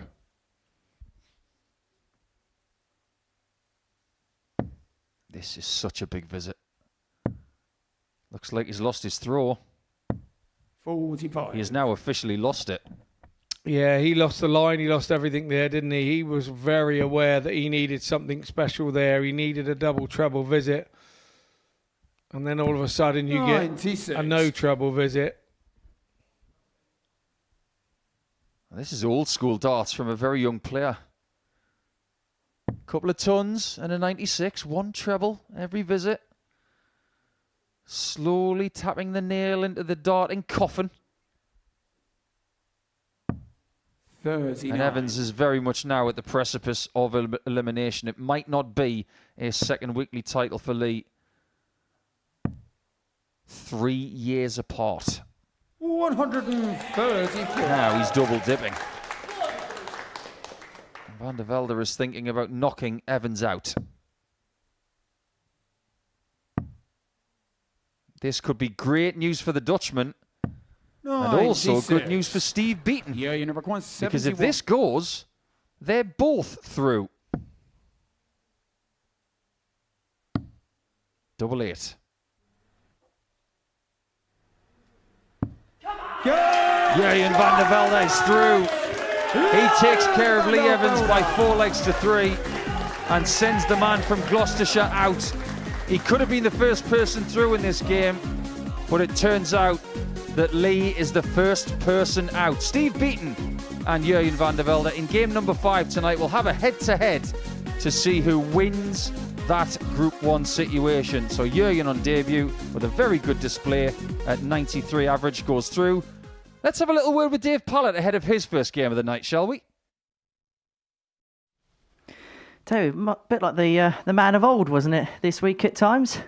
Yeah, getting there slowly. It's taken me a good few months of solid work and solid practice and tournaments and everything to get back where I am at the minute. There's still a lot to improve on this week from where I have been playing the last few weeks, but no, very happy with the first couple of days of campaign. Outside looking in before Dart was run, we didn't quite know what to expect from yourself. Did you know what to expect from yourself this week? Yeah, as I said, I've been playing some really, really nice stuff. Been winning local tournaments and obviously the WDFs and everything as well. So yeah, I was looking forward to a good week.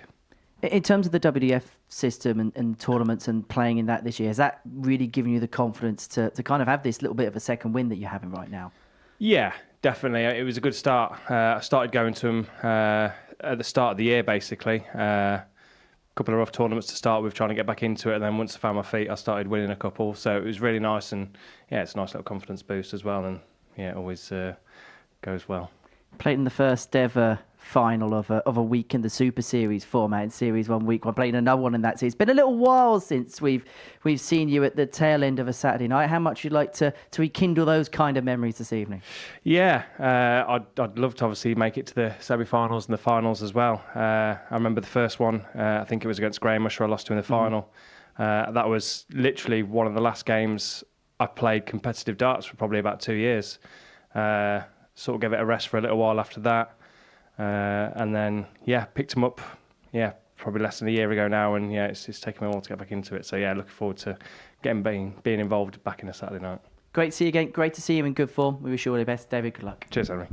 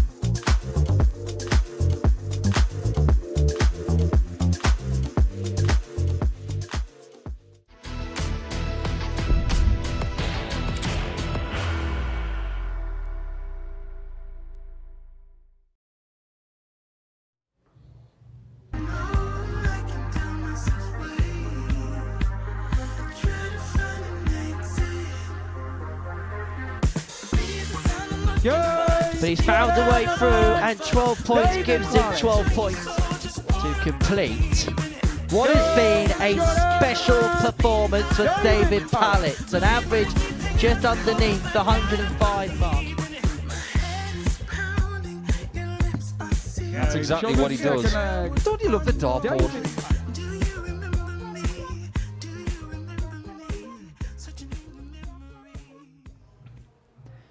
Basically, everything we said in the previous match also applies here. Pallett up against McEwan. A win for David Pallett. He is into the semi-finals at the expense of Jim McEwan. 4-0, 4-1 win for Chucky. He's in the final four. Scott Mitchell and Paul Nicholson are in commentary.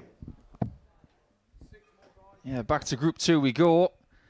And Chucky is now playing in the same sort of position as Lee Evans was. But now Lee is gone. It is not going to be a second weekly title for the man from Gloucestershire. But this man, originally from Shropshire, now living in the Midlands, in the middle, towards Coventry, is looking for another final. Up against someone who's made more finals in this building than anyone playing tonight. But Chucky's the one under pressure. He's the one who's got to win this game. If he does, he stands a chance of making the semi-finals once again, where he usually starts to play his best darts. Jim to throw first. But you've got to get there first. Game on. And he's got a very informed David Pallett in his way. I don't think this is the right time to be playing Dave. McEwan's going to have to find another level, isn't he, Scott? Yeah, he does. He has the advantage of having already played, and he also has the darts.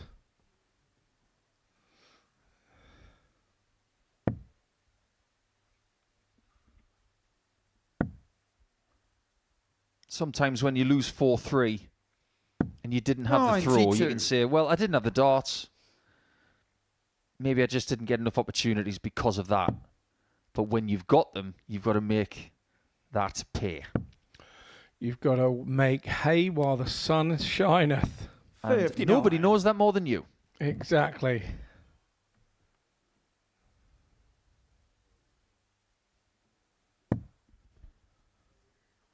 Word to the wise for everybody filling in their 180 signs. Keep it short. 100. I was going to say I didn't get to the end of that one. And then another one came in from the side. So I don't know who Keith is, but there we go.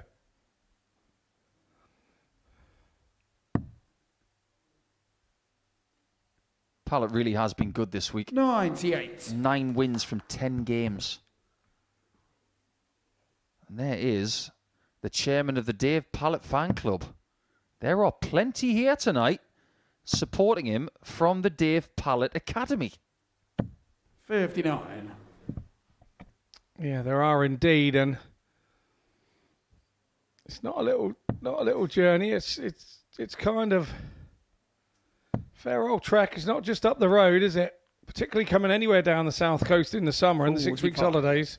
You go anywhere near the M40 on a Saturday, get ready for a long journey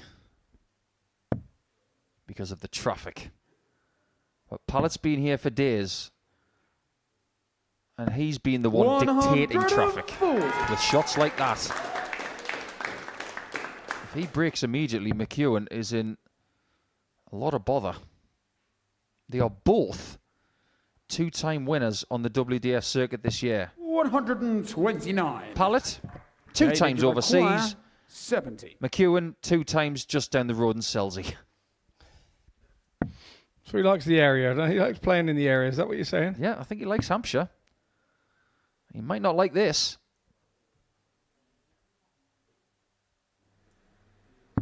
He's not going to like that. Dr. Pallett is in the house. Surgical shot there from Dave. Second leg, it's David to throw first. Game on. He's been posting some very, very good numbers this week as Dave. 93.39 for the 10 games he's played. That is an excellent level. His best game of 104.96 was his first game of the week. That sent the message to the entire Group C crowd, and they couldn't keep up with him. Yeah, one thing I will say is that Dave slowed the pace of his game down. When he was a younger lad and he was hanging around with Ricky Evans, you would just throw quick, wouldn't you? That didn't help him at all, maybe. I like the way that he's more deliberate now. And there's still a rhythm to what he's doing, but it's a slower rhythm, and he's throwing at a rhythm rather than throwing slowly and throwing 3 individual darts, which is, I think, what Jim does. I don't think Jim throws with a rhythm, with 3 darts as a rhythm. It's 3 individual darts for me that Jim throws. 92. That is actually a rule in this sport. You can't throw more than 1 dart at a time. So why would you try? Yeah, but I've seen a few carrying the 4th dart now, a spare one. That one, I think, used to be a rule back in the day that you couldn't carry the 4th dart. It seems to have disappeared somewhere along the way because I'm seeing it happening again now. Kirsty Hutchinson here the other week. And a little spot of dartitis, carries the 4th dart to make sure she's still got something in her hand. And I see no problem with it, to be honest. I don't know why, if it was a rule, I don't know why it was ever a rule in the first place. Yeah, more power to those people if that's what they want to do. I don't think anybody's got a problem with it. Just means you've got to buy 2 sets of darts instead of 1. That's the problem financially, but hey, if we're on royalties, why not?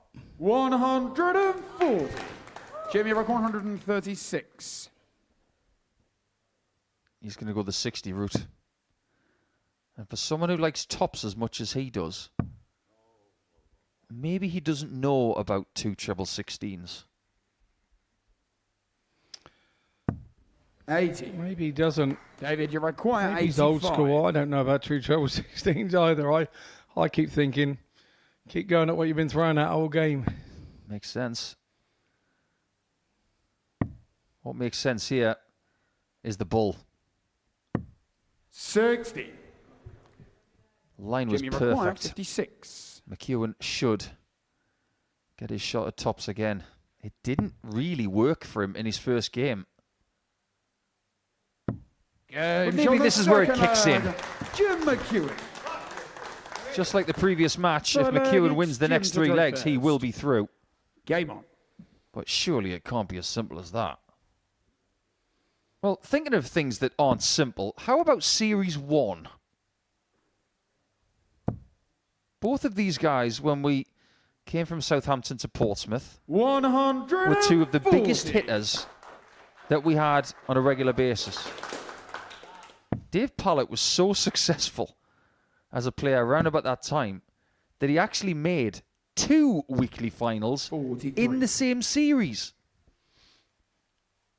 Week 1 of Series 1, he lost to Robert Owen. And then 6 weeks later, he made the final again in this building, but lost out to Graham Usher. 60. He would go on to make the final of the series and lose out to Conan Whitehead. But curiously that week, I'd completely forgotten about the fact that in Group A of Week 7 in Series 1, the winner of that group was Lisa Ashton. And she's had a rather good month, winning the Women's World Match Play title in Blackpool. Yes, she has indeed. A few misdemeanors on the doubles for Fallon, but 66. can't cater for that. You've just got to go and get what you've got left. And sometimes the luck doesn't always go your way, but Lisa was well worthy of it for me.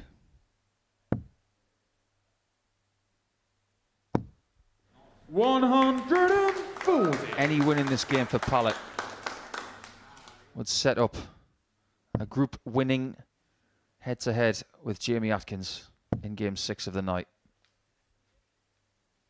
This is not a quick-fire night. This is a very anxiety-laden, deliberate night of darts. Not quick players, with the exception of Steve Beaton, maybe. 92. Jimmy require The tension is there. They're both on 170. Not the first time we've seen this tonight.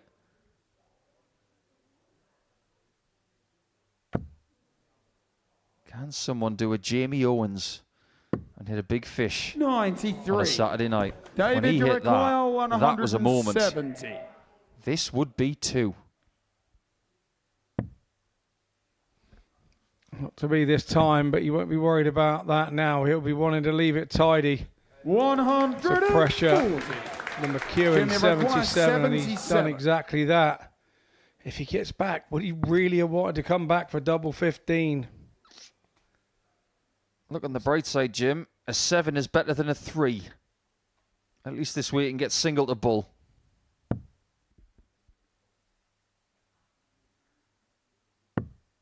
50. save himself, and Pallett David, loves you double require 15. 30. Maybe not as much as Luke Littler does. Yeah, pitched it at the right level, just the wrong line, wasn't it, for McEwan?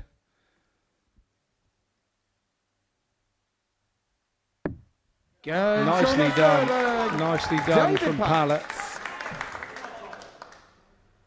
Didn't do anything silly with the first start again. Bit of wisdom there, not to go sort of too gung-ho at it. Find yourself a range and then back yourself with the next two. Did well there. Break a throw, and now it's all about holding on, and he needs a treble here. 60. Doesn't get one. And just when you figure that someone is taking the impetus in this game, it sways back the other way. By virtue of the fact that McEwan has lost leg 3, if he were to win 4-2, then Group 2 could possibly have a 9-dart shootout. Could indeed, and just seeing that long shot of Dave Pallett's 60. footwear. The long shot of Dave Pallett's footwear there, I think it's given away a little bit. I think he has a white sole on his trainer, and I think he's coloured it in to make it black. Why would someone do that? I don't know. It's a white sole by the looks of it, coloured in with a black Sharpie. Eagle-eyed Mitchell. That is a great spot. I thought it had been snowing outside and he'd stayed in the snow. Maybe he's been playing in a league or some form of tournament where the rule states it's got to be black shoes or all black footwear. And he said, I'll tell you what, we'll get around that rule. Somebody pass the pen. Wouldn't be the first time it's been done. 13. No, you're probably right. I remember I had a logo on a black trainer, and I couldn't get the trainer I particularly wanted to wear without a white logo on it, so I actually did the same. 56. But I think I'm better at colouring in than Davis.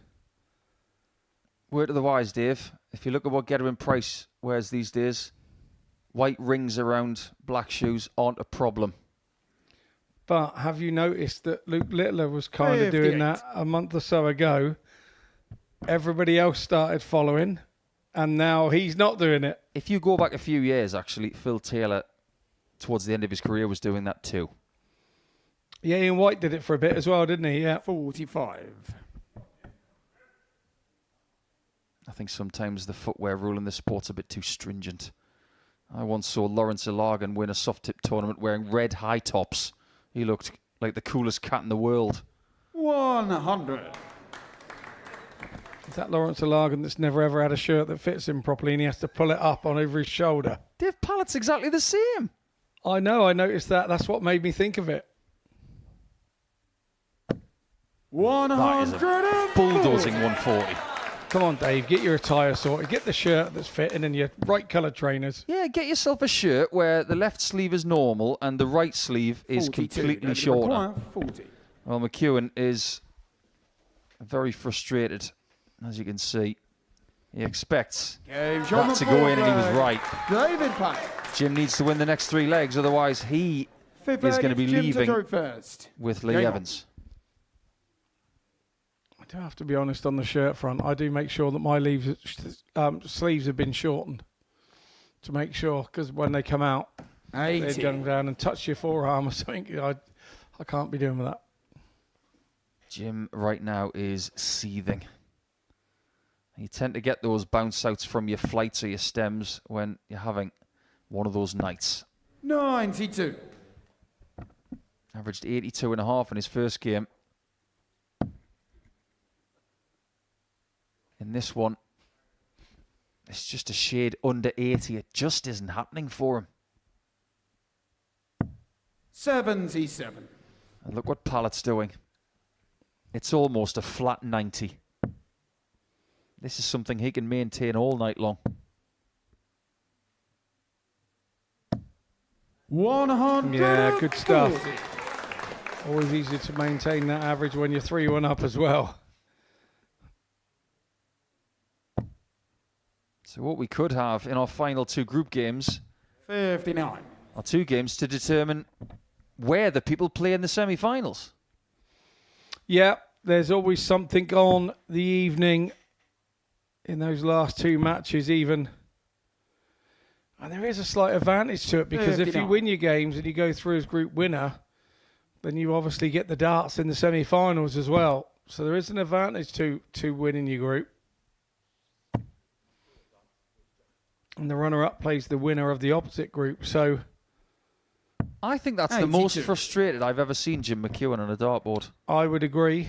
I would absolutely agree. And you can understand it. We're talking about someone who has climbed the Super Series mountain.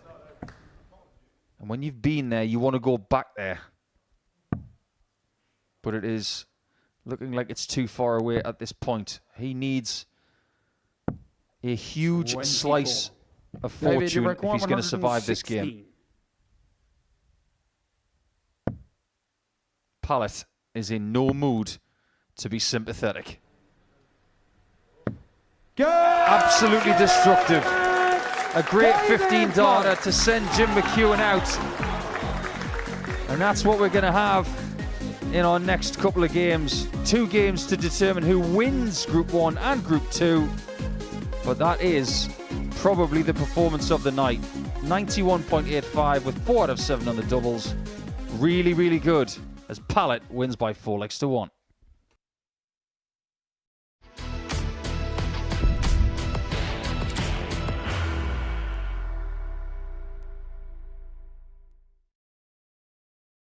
Are you ready to lift that trophy, Darius?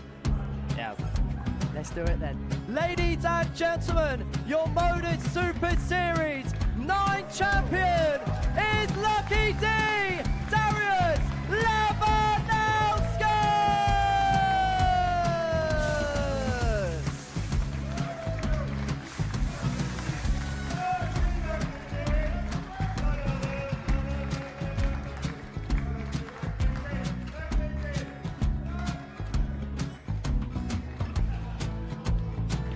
Well, what a wonderful night of darts we have seen, and we are ready. Our champion is ready, and it's trophy time. So receive the trophy.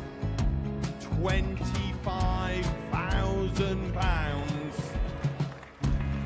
The new Modus Super Series champion, the Terminator, Marvin Van Velde.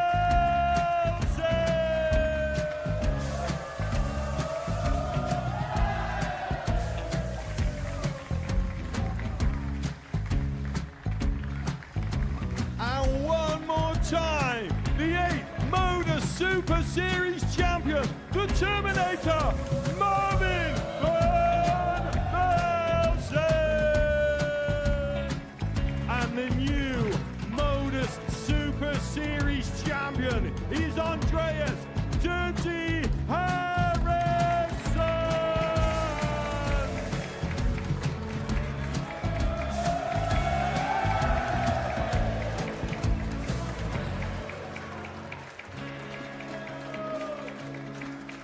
And one more time, the 7th Modus Super Series champion.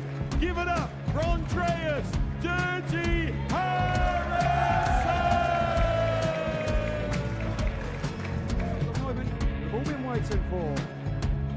Would you please show your appreciation for your Series 6 Modus Super Series champion, Scott Taylor.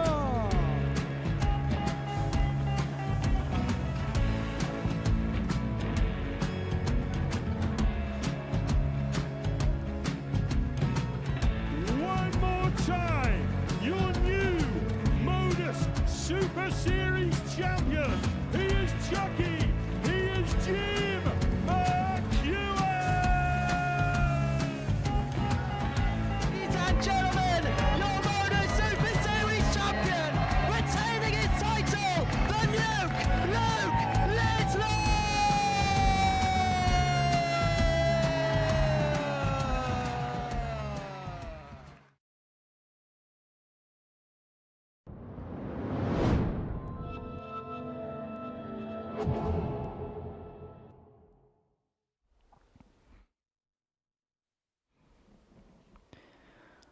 Well, it's a busy month here at the Modus Super Series. Lots coming up across the Pluto TV network. We will get the final week's worth of qualification underway on Monday morning from 9:30 a.m. Vincent van der Voort, one of the star names in action. In fact, the lineal champion Raymond Smith is in the building this evening, and he's looking to recapture that crown a couple of years on.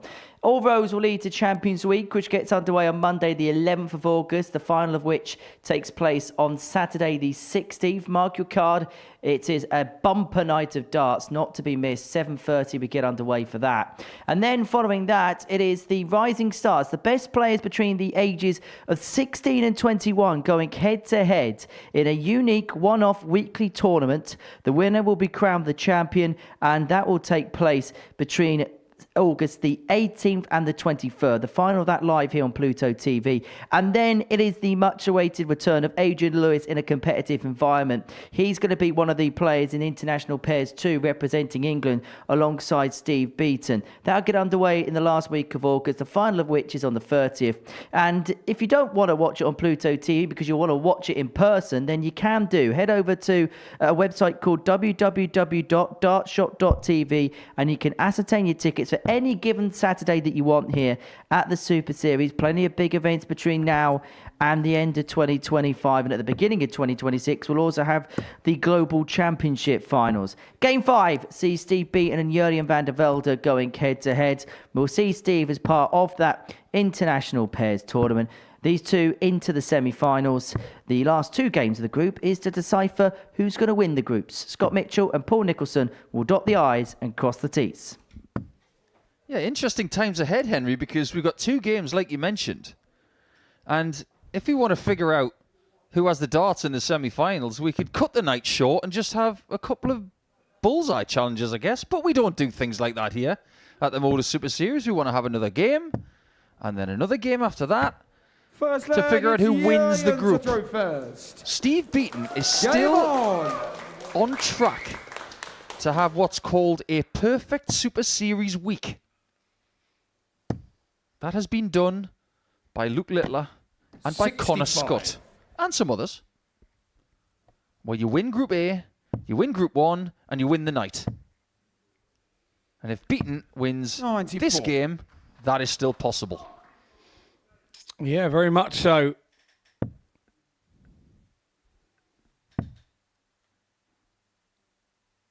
The rare one.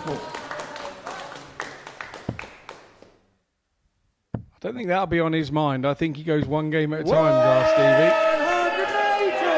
I have to agree with that. Look at him smiling in the background. Doesn't matter whether you've been playing for 3.5 minutes or 3.5 decades. 180s still make you smile, as do 162s.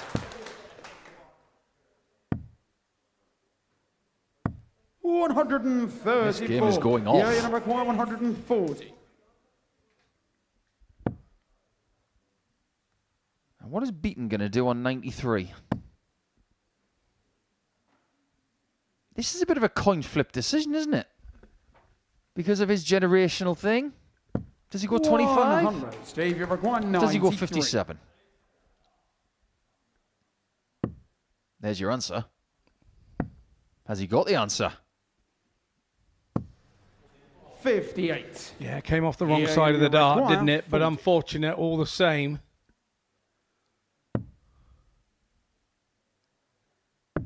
Game show on the first. Lovely start from Jurgen.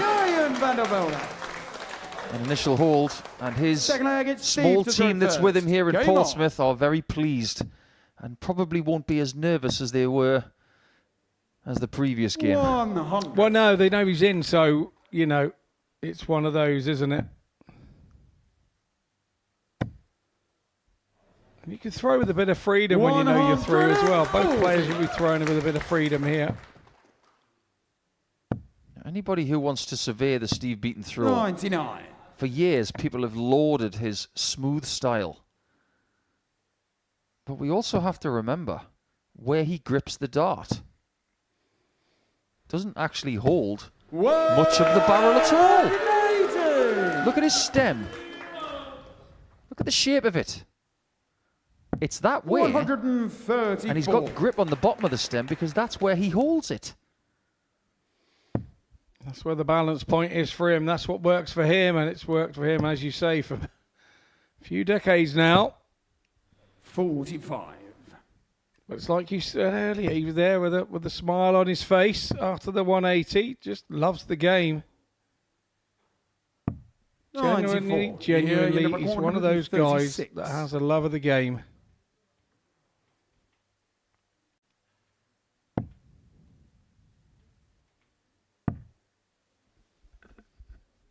That will do very nicely. 74. Or will it? Double top. 54. Chance for Jurgen to stretch his lead to you 2. require 40. Game show telling the you second now, leg. this is one hell of a barn burner of an average here in this match. Third leg, it's Jurgen to throw first. Game on. Van der Velde's nipping along on 111, and Beaton is not letting him get away with anything. He's on 105. 96. I think that's what we call a proper game. Indeed. And 96. you mentioned in the week the Wiggly Group, who sponsor Steve, has sponsored him for such a long time as well now. Shows what a legend he is. His sponsor is 42. Rob Wigley, and yeah, I did let out an interesting fact about his sponsor. He collects Starbucks coffee mugs 104 from around the world. Yeah, he goes, but he can't. I said, "Oh, let me know, and I'll bring you some home." And he says, "No, I've got to go and get them. You can't get me one from a certain place." So apparently there are mugs with wherever you've bought the mug from. The name is on the mug. Yeah, I have seen a few of those when 57. having trips overseas. But I admire the fact that he gets them himself. Doesn't outsource that kind of work. It just goes to show what kind of a partnership you can have with someone in sport over the course of time. Jim is now part of the audience, just like Lee Evans.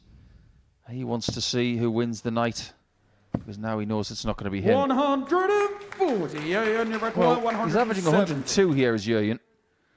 Is this out of the question? It certainly is.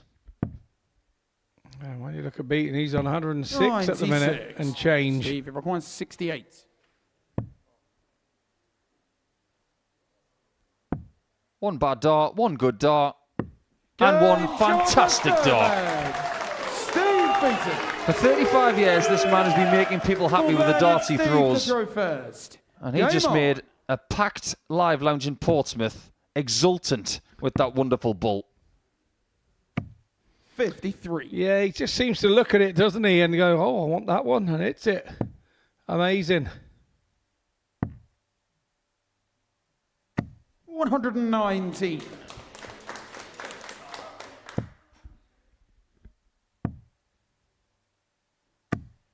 Isn't it great to see somebody so competitive at the age of 61? The funny thing is, someone 10 years older than him is still winning titles in Asia in Paul Lim. Yeah, absolutely. It was amazing when he came out with it on Monday, and he said he just likes the competition. He loves competing. And that's what he loves about the darts, and hopefully he can continue to compete and enjoy being here without maybe the pressures of being on the road with the PDC Tour, and maybe it's kind of suiting him now. He's found where he wants to be. I do promise you, everybody, that I will give you a little bit of a factoid in the next leg. Come up, mate. Which might just tickle your darting fancy. And trust me, this factoid is going to make Jurgen van der Velde feel very, very young. 74 remaining. He can lay up for tops 51. In the knowledge that he is coming back. This is a good tussle. So far this week, Steve is 2-1 up on Jurgen. Steve requires 40. Dutchman getting his only win on Tuesday. Double 5. 35. Jurgen might be closer to victory than he thought. 48.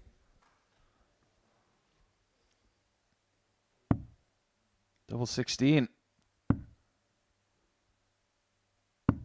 Very good find. Might be getting his second victory over one of his heroes in this one. Who knows? Maybe they'll both get to the final and have another meeting there. He did say to us earlier in the week, did Jurgen, that Steve was one of his heroes growing up. 130. He obviously doesn't remember when Steve was world champion because he wasn't born for another 6 to 7 years. Well, just to make Jurgen feel very, very young right now, Steve made his international debut in 1991.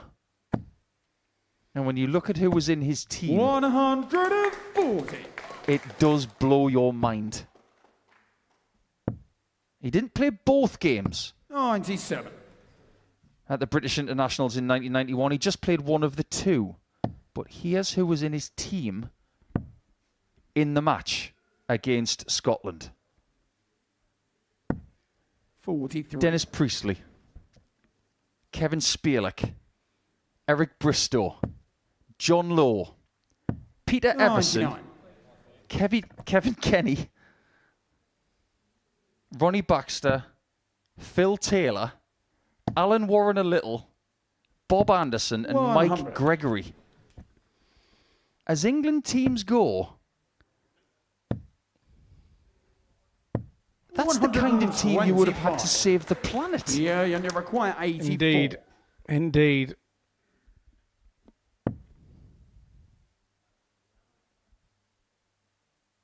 This is to win. And to win the group. 72. Not just yet. Steve, 121. Is there another twist? Is it another bull? Oh, it's classic Beaton. Steve Beaton. Look at that. Heads and hands all over the shop. Sipler against Steve to throw first. Game on. Incredible. He just doesn't go away, does he? Incredible shot. And if you were watching at home, youngsters there, didn't really dabble with the treble 11 either. He wanted to make sure of the big 11, to make sure he got himself a dart at the ball. 96. Learn from Professor Beaton. If he goes that way, so should you. Yeah, he backed himself on the ball with one dart in hand and 70. Can I tell you one last thing about that debut performance for Steve in an England shirt? 85. That team, it was 12 Englishmen against 12 Scotsmen. England won 12-0. 12-0. That's how good they were. Yeah, that doesn't happen very often. I was privileged to do it once with the England team against Scotland in Bradford, I think. And I have a feeling Paul Hogan had a 9-darter in that game. I've only got one more thing to say, and I'm trying to laud Steve Beaton as much as I can while we've got him here at the Live Lounge.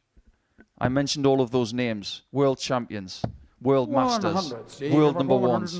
Who got man of the match? Steve Beaton did.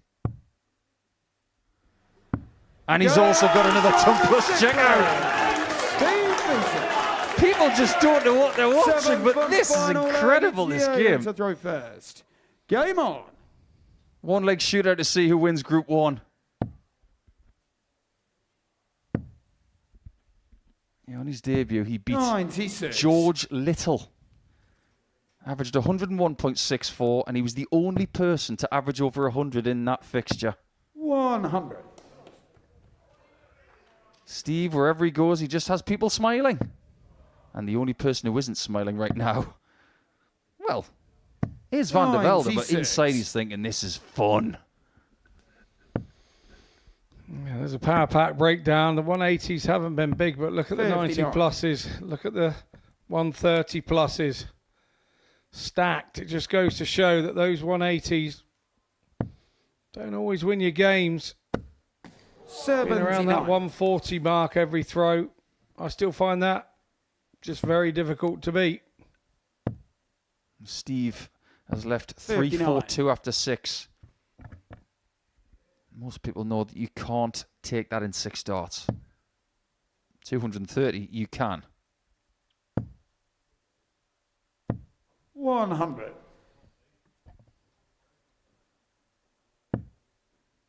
Jurgen's job here, obviously, is to keep Steve away from a ton plus checkout. 96. Jurgen require 130. So in order to do that, get this hit. 55. Or get the next one hit, because he has got another visit. It's going to be under pressure the next visit. 137. Jurgen require 75. The answer to the question, who wins Group 1? Go! There's your answer. Jurgen van der Velde wins a classic Saturday night battle, a clash of generations, and a small matter of 39 years between them. But they're both going to the semi-finals. Steve is now defeated on Saturday night, but he's still in. 97 average wasn't good enough to beat Jurgen, who wins Group 1 and will be having the darts in semi-final number 1.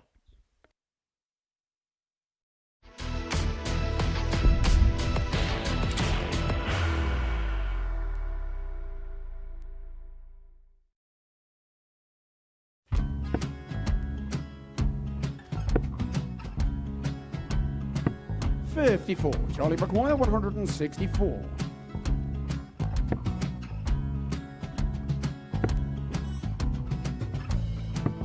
$44.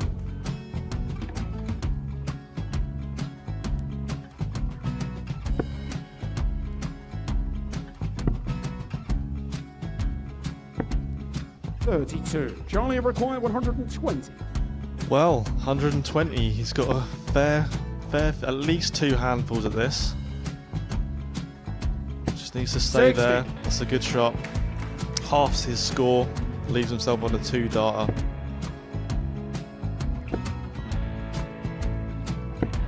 $26. Charlie Time on his required side 60. to become back-to-back singles champion.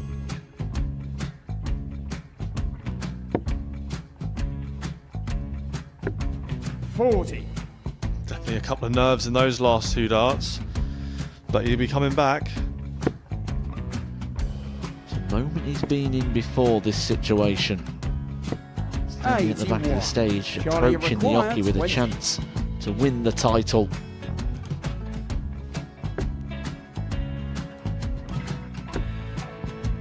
He did this to win the first title, if you remember. 11. I think he's gone. Georgia I think require he's gone to 180. bust it, maybe. The first title he won, he wanted 20. He went 6-7-7 to win it. He had a chance to replicate it again. Yeah, I get the feeling that was for a bust, and 39. on that situation there, George Scaife wasn't even 9. able to take it out going to the 18s on that switch. Yeah, I think he just panicked a bit, but he's done well to get that big one. Sometimes can be the hardest part. Georgia requires This is it. 79. It's got to be 19s. It's got to be 19s for this shot. Big 20 and a double. He's got the first one. He's going to get a match dart here.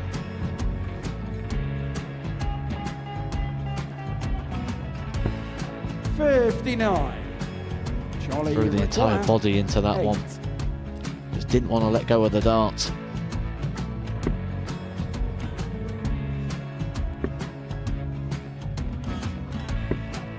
No score. He's giving George a chance. Georgia require 20. I think George has been quite good on double 10 today. So many opportunities for Charlie Murphy. Go! Couldn't get the job Got done. in the match! And the Red Dragon George Modus Scaife. Super Series Influencers Champion, George Scaife!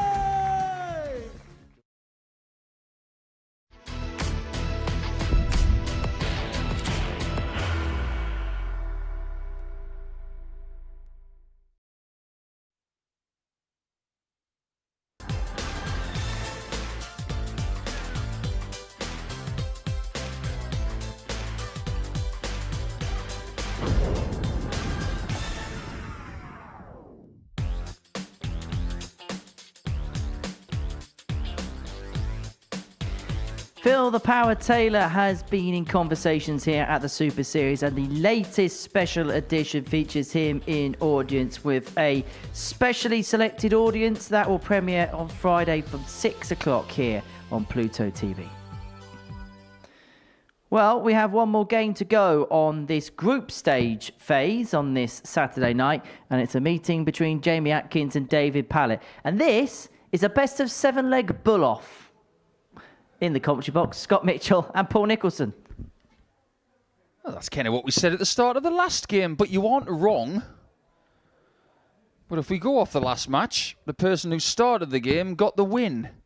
It was a very entertaining game. It was the best game of the night. If this is any better than that, well, strap yourselves in. Let's have a little bit of it.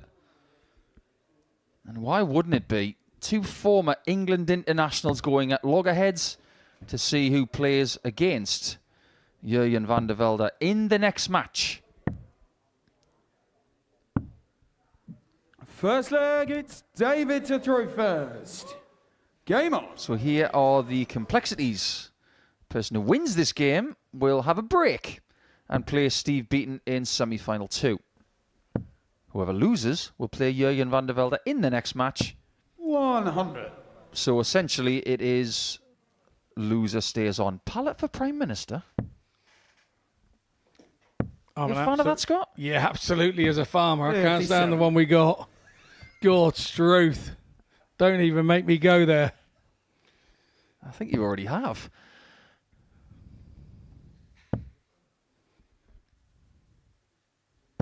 $85. Can you imagine if we have a dart player for Prime Minister? Why not? The Americans have an actor as a president. Yeah, Ronald Reagan. Indeed. I've been liking Donald Trump this week, I've got to say. I never thought I ever would. He said the right things to the farmers this week in the UK. 96. Yeah, he's been surveying land up in Scotland, hasn't he? At his course at Turnberry, and obviously opening up the new one north of Aberdeen. Oh, that's a bit of a loose stem from Dave Pallett, but it has found the target. 94. He knew as soon as he hit that 54 that if he'd stayed on the 18s, he was risking leaving a bogey number. 104. Promising start in this one. 164. Pallett's best finish of the week, 144, which started with one of them. Now, seal it with a bull. Oh, what's happening now? Another bull finish. We thought tonight was going to be good. It's boiling up lovely. Indeed. I don't know about you. I'm off to grab the Sharpie and start colouring in my trainers. It seems to work. Yeah, there's nothing wrong with having something that's slightly imperfect. There's been lots of stories of lucky shoes and all sorts, hasn't there, down the years that we've played. People gluing soles on shoes and taping shoes up. And Owen Bates having 3 pairs of socks. 97. It is crazy. There are lots of very funny superstitions to do with footwear. And in sport in general. You see a lot of people in ice hockey in the NHL 100. and in the NFL who have their last shave the morning of their first game. And then they don't shave again until the end of the season. In fact, Brett Kiesel of the Pittsburgh Steelers once said, "I'm not shaving again until we win the Super Bowl." By the end, he was in ZZ Top. He looked like a young Santa Claus.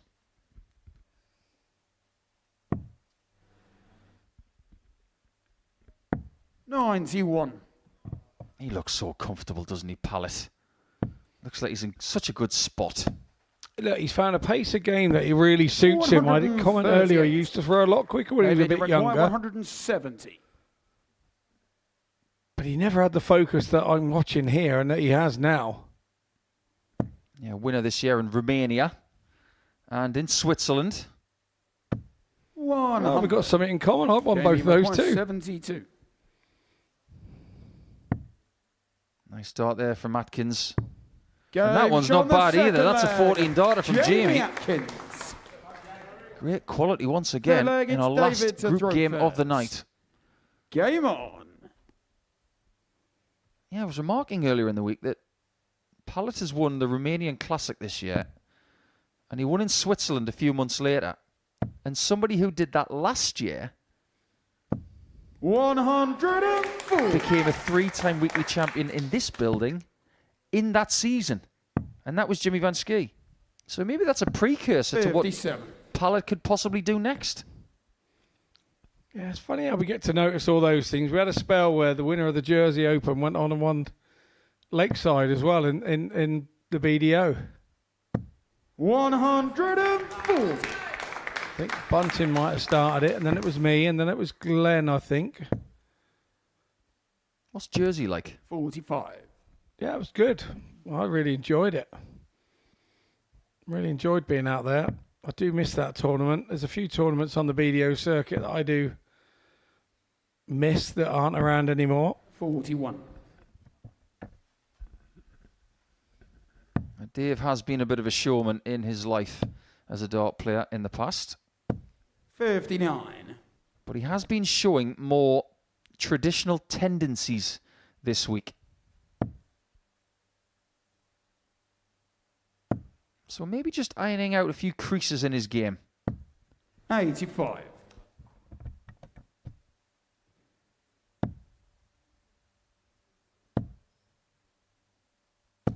Six. Just like we said in our David first 195.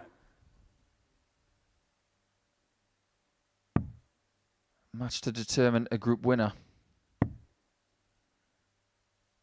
55. This could be the final as well, because if these both win their semi-final, they will meet again. How important is it, Scott, that if that was to happen, that you've got the win over this 100. opponent? David, you require 40. I think it can work both ways. It's nice that you've got the win over your opponent, and then have the darts in the semi-final. Game shot on the If third. you do play them again in the David final, your opponent will go, right, nobody likes losing two in a row to against somebody, and Jamie to you throw maybe first. get your opponent trying a Game little bit on. harder the second time. And looking at it from a slightly different point of view, imagine if you win this game but lose the final. We've seen a bit of that go on as well 96. here. Genuinely, it'd be a bit of a gut wrencher, wouldn't it?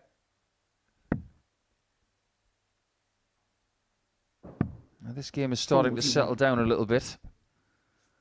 Pallett at a 92 average, as is Jamie. In fact, before this visit, they were 0.02 apart after 3.5 legs.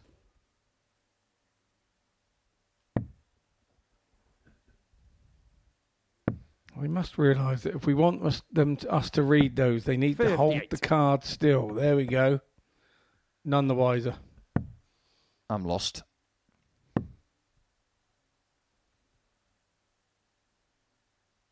There's a lot of things out there these days, Scott, that I don't understand. 94. I think a lot of it's because we don't watch TV enough. That's what it is. We don't watch some of the new modern TV. Now, we watch plenty of Pluto 100. TV from the best seat in the house.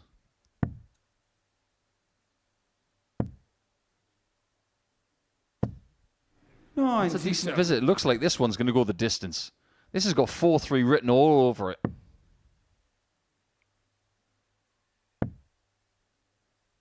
Oh, this is interesting. 105. Jamie require 80. 145 would have left him 157. At least this time on the 16s, you've got the luxury of hitting 3 singles and coming back.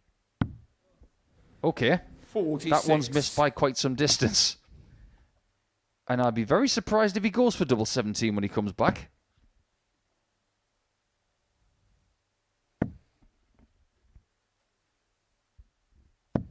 He was trying 83. in his previous Jamie game required 34. to avoid double 3 a lot. And that is why he splits this.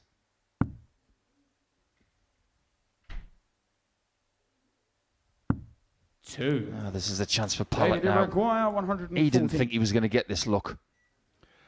No, he didn't indeed. And if this one goes, oh, what a time for a bouncer. 53. Jamie Maguire, 32.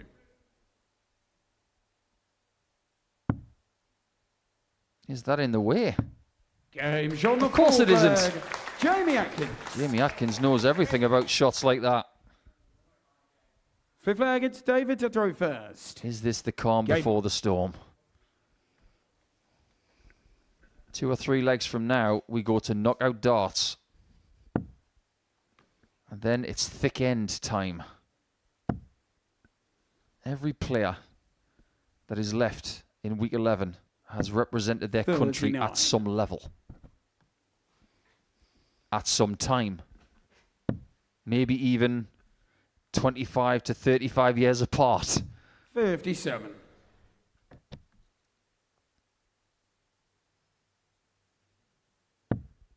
Just imagine how David Evans felt and how Richie Howson felt when they were able to 39. defeat Steve Beaton in a final here in 2025. That has happened.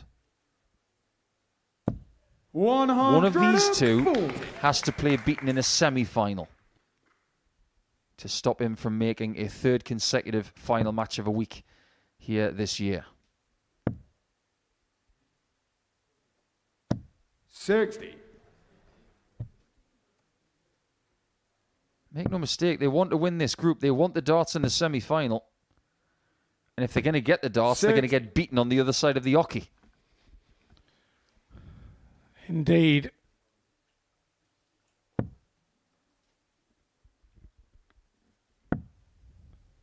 It's tough to tell. I can't read the pair of them here. 88. Which way this is going to go. They're not giving a lot away, either of them. After a couple of legs, these guys were averaging north of 100. 40. It's constantly slipping away, the standard in this one.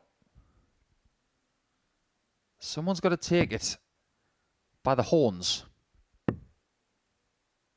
Pallett's using that bullseye very well, isn't he? 81. It's more like vintage Pallett. Throwing the rule book out of the window. 60. Interesting that you mentioned, Scott, that Pallett has used the old felt tip pen on the shoes. He hasn't bothered on the trousers. 58. Jamie He's a maverick, isn't he? He's a maverick. Who's going to be top gun in this one then? And Pallett's got 80. all of the tricks. David, What you does he require do on 136? 136? Sounds like the start of a limerick, doesn't it?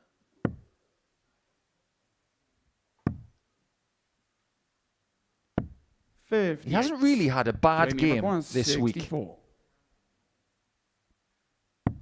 This is the one where he can afford to have it. And he is Game 3-2 down. flag. Jamie 7 Atkins. visits to hold his throw. He wasn't able to do Sixth it. leg, it's Jamie to And throw when you first. do have 7 visits and don't hold, you do leave yourself exposed, especially with people of the quality of Jamie Atkins. Interestingly, I've been looking at Jamie's throw this week. 97. The more I do, the more it reminds me of Bob Anderson. Yeah, it is very similar, isn't it? Yeah, he holds the dart right at the end, gives it a real flick. He's got the same build as 83. Bob from the 1980s as well. He still has. Bob's still quite got that build. All that golf that Bob plays every week. 64. Don't play golf against Bob. He'll have you for breakfast.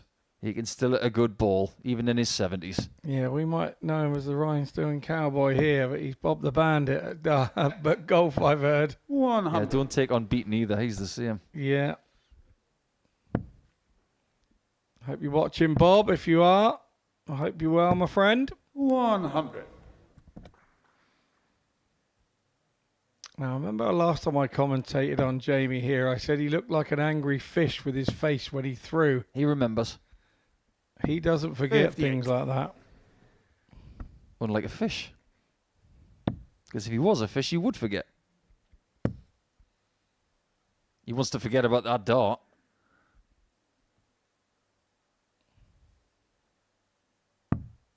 $84. That was the right thing to do. You don't want to leave yourself on 155. At least if you get a big 19, 156 is a little bit more inviting. Yeah, it's two stabs at the same cherry, isn't it? 156, and the one you've been throwing at all the time.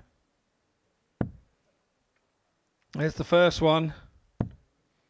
Here go again. 104. Nicely done. David broke 106. Saying, right then, Dave Pallett, you want to stay in this game, this has to go.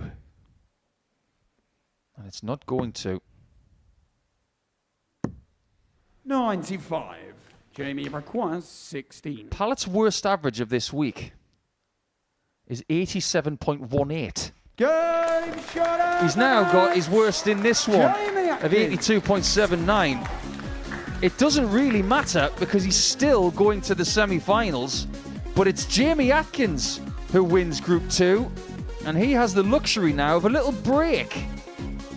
When he returns to the Oki in semi-final 2, he will take on Steve Beaton. Dave Pallett will come back in the first semi-final, and he's about to take on Jurjen van der Velde.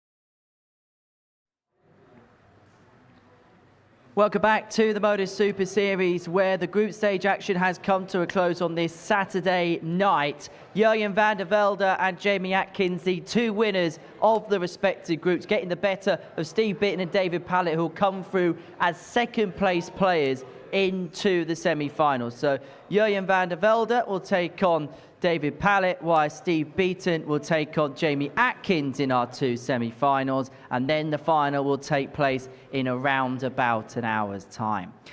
We're on stage here at the Live Lounge in Portsmouth, and we've been watching all of the action this evening in the company of the former Players Champion, the Asset Paul Nicholson. First things first, it's felt like a really tight affair, kind of everything that we expected it to be at the outset of this evening. Yeah, we've had highlights tonight, big finishes, some key 180s. We've had a really dramatic game. We've had a high-quality game, but a lot of tension up on the stage. So Jamie Atkins, let's talk about him first, because I suppose he's kind of becoming the standout player of the week now, isn't he? He stood out in Group B, and tonight he really has shown up, hasn't he? Yeah, I think Jamie's shown up, in maybe not in the classic way where he's just blown people away, but he's been able to win situations, so well done to him for that. But I just wonder, over the last couple of days where he has been playing very well, maybe he's ridden his luck a little bit at times. You just got to say something to yourself in the mirror. I'm not going to have to rely on this all the time. Luck does run out. So now he's got to find his best game if he's going to go that one step further than before. He beat David Pallett in that last game, had the 1-6-4. In terms of his night so far, what will be your overall assessment in terms of the level of performance from him? I think Dave is measuring himself through the night. I think he knew coming into that second game that he was safe and that he was able to just dial it back emotionally just a little bit. Look, if you're going to have a bad game, that's the spot to have it. That was his worst performance of the week. He won't care. He'll know that he's got plenty in the tank, so no dramas here. In terms of the other group, Jurgen van der Velde, he just continues to impress, doesn't he? Yeah, in two different ways. Standard-wise against Beaton, excellent game, best game of the night. However, most dramatic game of the night against Lee Evans. That was a sensational game. He was in trouble there, was able to dig his way out of it, and he showed a bit of passion as well. So Jurgen van der Velde getting his way through. Steve Beaton also making his way through the group stages. And there was a real spell, wasn't there, in the middle of that match against Lee Evans where he really made his move. Yeah, that's the kind of Steve Beaton that me and Scott Mitchell know very well. If he's in a spot where he really has to push, he always seems to have that button close at hand. And he can find that quality finishing just when he needs it.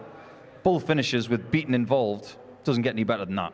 So we now know our four semi-finalists later on this evening. In terms of the four players that we've got in these semi-finals, who's been the one that's kind of stood out so far? Because we said before dart was thrown, we didn't quite know where it was going to go. There wasn't quite a clear-cut favourite. Is that still the same feeling now, or has somebody for you stood out from the pack? I feel exactly the same as I did at the start of the night. If you're going to go for someone right now based on the games we've seen, you'd have to go with van der Velde, because he's been the most consistent over the two games. But as far as experience is concerned, and we've talked a lot about that this week, he doesn't have it, whereas everybody else does. They've all been to semi-finals before, Jurgen hasn't, but then again, he hasn't got any scar tissue. Steve Beaton is the most experienced campaigner of everybody this week, looking to win his first title here at the Live Lounge in Portsmouth. Before play got underway this evening, we caught up with him to kind of get a digest of not just his week, but his season so far. It's great to be here for finals night. It's been a tough week.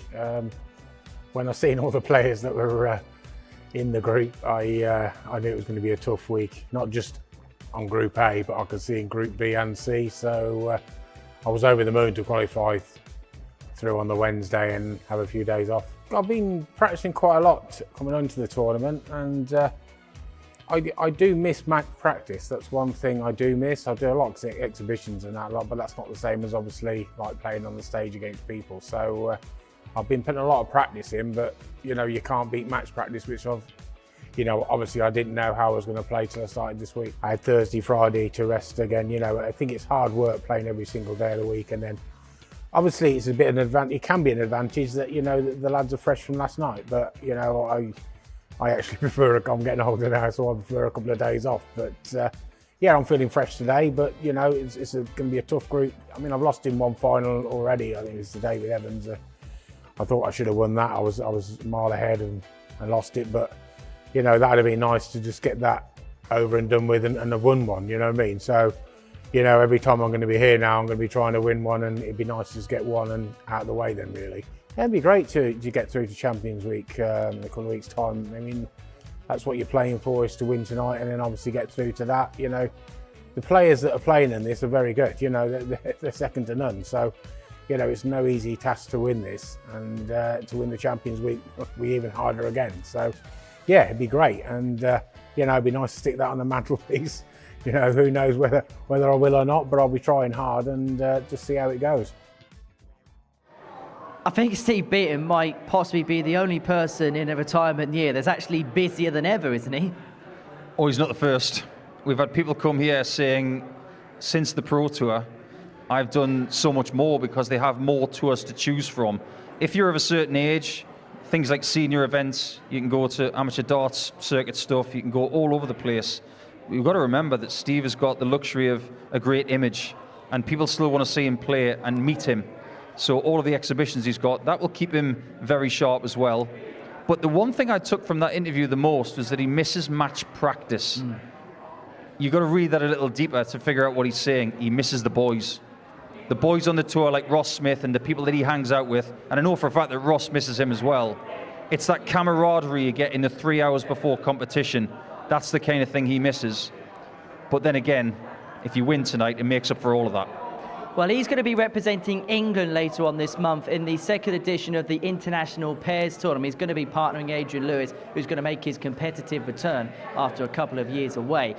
2 more nations to be revealed for the second incarnation of this tournament, and the latest country to be announced is the Republic of Ireland.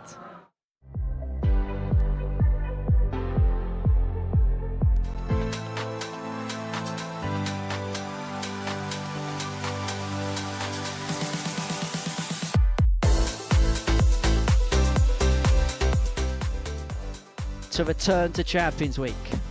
And at long last, John O'Shea.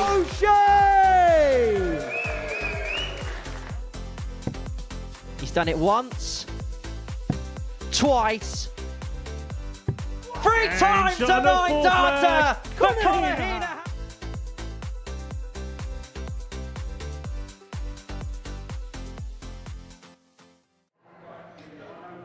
John O'Shea returns. Conor Heenan is going to join him representing the Republic of Ireland in international pairs. We're going to see John here in a couple of weeks' time for Champions Week. Conor Heenan, a man who has hit 3 9-darters in this building. It's beginning to assemble, isn't it? Just one more country to announce next week. The Dutch pair of Jimmy van Schie and Danny van Tripe are looking to defend the title that they won back in May. England are going to be highlighted with Steve Beaton and Adrian Lewis in action. We're going to have representation from Africa in South Africa. We've got the North American countries, Canada and USA in there as well. And I tell you what, I think Conor Heenan, I don't know about you, could be the perfect addition to a tournament like the International Pairs, because he's a player that plays with his heart on his sleeve. And there's a sense of him that he might just be the perfect core, the perfect teammate for somebody like John O'Shea. I think John O'Shea was always going to be the captain of Team Ireland, because he has captained his country before. But you think about some of the people that he could have been paired with. You could have someone like Dean Finn, you could have someone like Kieran Tian, 2 very placid players to maybe temper the amount of passion that you get from the Joker. But what Ireland have decided, and the Modus Super Series have decided, is to basically throw him some extra chaos, because Heenan is passionate. You could have had that with Shane McGurk as well, or with some other people, but Heenan will be inspired by the Joker. There's no doubt about that. Well, the Republic of Ireland were actually knocked out in a 9-dart shootout when they played here last time. Now, John O'Shea is going to be at Champions Week in a couple of weeks' time. He won week 3 of Series 11. When he was playing in that particular week, I caught up with him to chat about the upcoming International Pairs tournament.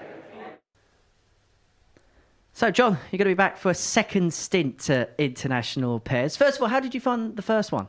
Yeah, it was really good, wasn't it? I think everybody, there was a lot of viewers really enjoyed it. You know, got a lot of feedback from back home in Ireland about it. You know, they were saying, "Oh, we were unlucky with that 9-dart shootout," but making history on the Super Series stage for a 9-dart shootout in pairs. Yeah, it was good. It was good. I know it didn't go the way that you would have wanted it to have gone, but what was that experience like, playing a 9-dart shootout and there being 6 players on the stage? It's never happened before. Yeah, it was crazy because Belgium had come out of the traps really fast and beat us 4-1. And then when we were coming up against the form team Scotland, we needed to dig deep. And I remember Shane saying to me, "Oh, we got to win 4-1 here." And I said, "No." I said, "We got to win 4-0. We can't give him one, like, you know." And then to pull the 4-1 off, to put it to a 9-down shootout was just madness. I love a bit of madness, as you know, Henry. Like, you know, so it was good. It was good, yeah. Different partner this time around. Conor Heenahan's going to be partner. He's somebody who's had very good memories of this particular bidding, few 9-darters, weekly win in the past as well. How much looking forward to teaming up with him, and what do you think the dynamic's going to be like? Well, if it's that, I'll play doubles with Conor's brother, Martin, and we've won the Irish Masters pairs together. So playing with Conor, I've known Conor, I suppose, a few years now through his brother Martin, and Conor is he's a quality dart player. So yeah, you know, it's a good one. Yeah, it'll be a good one. Me and Conor will click. I know how much pride you have playing for your country. You've spoken about it so many times. The fact you got close last time, does that add that extra bit of motivation to do it this time, if you need any more motivation? Oh, 100%. Come here, wouldn't it be great? You know, just you know, I run an academy now. Yes. So all the kids they're all watching. So I'll probably put some different kind of pressure on me, teaching the kids and then doing something like that. So look, how good would that be to lift the international pairs with Conor? You know, or even with Shane back then, it would have been great for back home. Like, you know what I mean? Like, so yeah, I'll look forward to playing with Conor. We see you at the end of the summer, John. Yes, wish you well. 100%. Thank you. So that's at the end of August, but back to the more immediate future. Our two semi-finals is about to get underway. We're going to kick off with Jurjen van der Velde up against David Pallett, and then that's going to be followed by Jamie Atkins and Steve Beaton. The final will take place at around about 11 o'clock this evening. Semi-final number one is a meeting between Jurjen van der Velde and David Pallett. Owen Binks will walk the players on.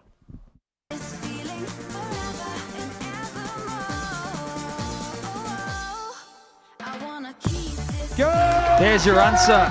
Jurjen van der Velde wins a classic Saturday night battle, a clash of generations.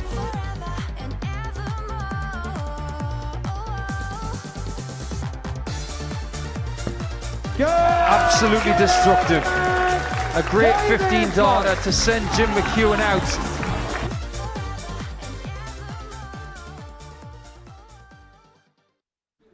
Good evening, ladies and gentlemen, and welcome to the Modus Super Series here at the Live Lounge in Portsmouth.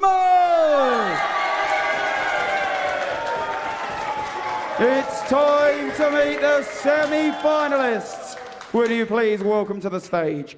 Here's a winner of 4 PDC Development Tour titles, Jurjen van der Velde, and his opponent is a former PDC UK Open semi-finalist. It's David Pallett. Green light, let's get it. I'm the future, I'm in it. Check score, I'm winning. Green light, let's get it. I just win. I'm on 10. Hello, I'm Timothy. I got the recipe. I got the flow. I got the remedy. I know they do. I know they envy me. Feet on the floor. Social awkwardness of its highest extent on the walkway there between David Pallett and Jurjen van der Velde. Who's going to win this first semi-final then and book a passage through to a final? For David, it would be his third in this format. For Jurjen, it would be his first in his debut attempt. Scott Mitchell and Paul Nicholson will talk you through dart for dart. Speaking of awkwardness, someone is going to feel rather awkward when they lose this game. But who's it going to be? Jurjen has arguably been player of the night. Averaged 93 in his first game, 94 in his game after that. He has been Mr. Consistent tonight, winning both of his matches. Won them both as well by 4-3, so he has been battle-hardened in day 6 of his debut week. 2 more games. And then you can plan your trip back to Portsmouth First next leg, week. it's Jurjen to throw first. Come back possibly a week on Monday. The atmosphere has heightened here as the Netherlands will now take on England to see who makes their way to the final first. Scott Mitchell. Yeah, indeed. And 140. It's been a good night so far. We've seen all sorts this evening, haven't we? Bullseye shot outs for fun. Ton pluses galore. And even a 164.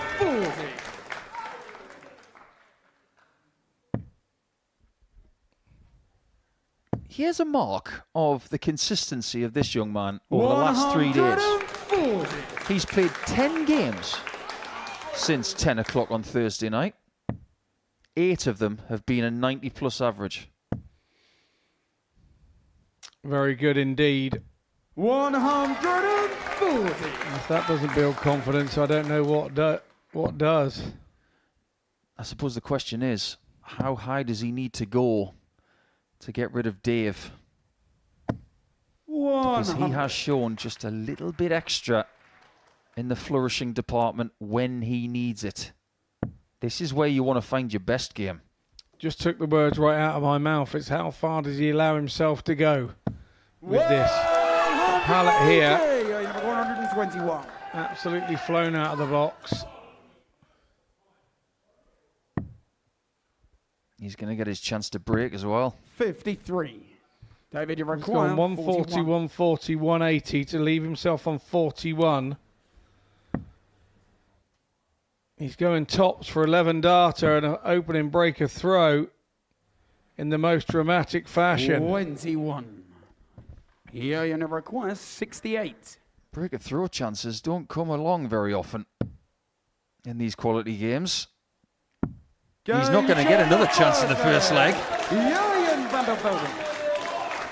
Maybe looking to go in the same sort of direction as another former weekly winner and series champion, of course, Marvin van Velsen, who is now on the PDC Pro Tour and was winning here a few series ago when Jurjen was on the tour himself. All of a sudden, Team Jurjen are nervous again. They are indeed, and I've known Marvin such a long time. I used to call him Baby Marv when I watched him in the youth competitions back at the Dutch Open. We became friends. He looked like a little frog there, didn't he? Poking up over the lily pad. 57. That young man looked a little bit like Toby Bunting.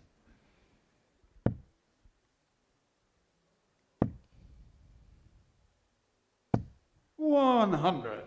Showing a great deal of composure tonight is Jurjen. Been through quite a lot in darts for someone so young. Even Dave's only 35 years of age. His best darts are definitely ahead of him. 140. Yeah, Dave goes to the George Clooney look these days. Nothing wrong with a little bit of salt and pepper.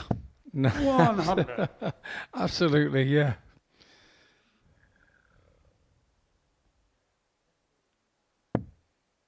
That first start is starting to click. I think Pallett has already forgotten about 100. that second game of the night. He knows the complexities of these things. He's been to weekly finals before. He'll have focused on the fact that he played pretty well against Jim McEwan David, in game 4. 153.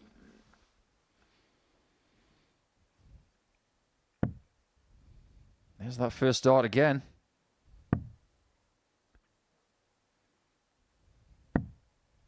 Seen some big shot outs tonight. 158. Biggest one so far, 164 from Pallett.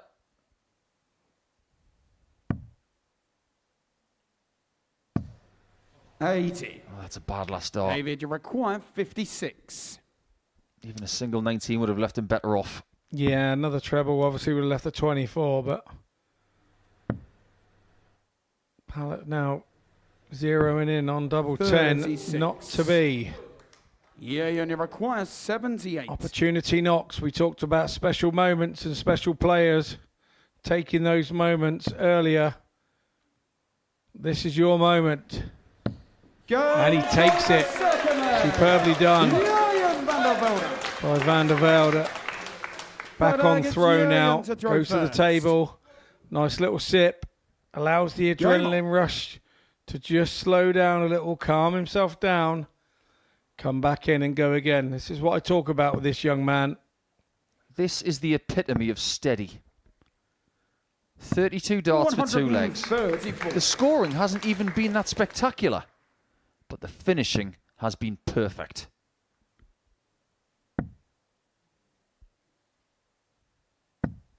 Pallett's plan B this week has always been treble 18. It's worked a treat right there. It used to work well for Dennis Priestley, didn't it? Absolutely right. He's the one who made treble 18 sexy. He doesn't agree.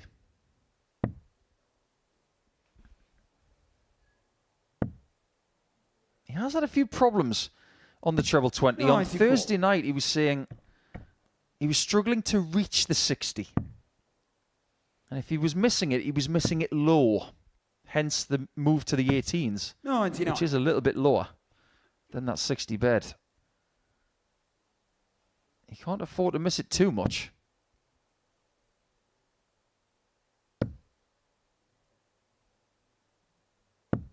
$60.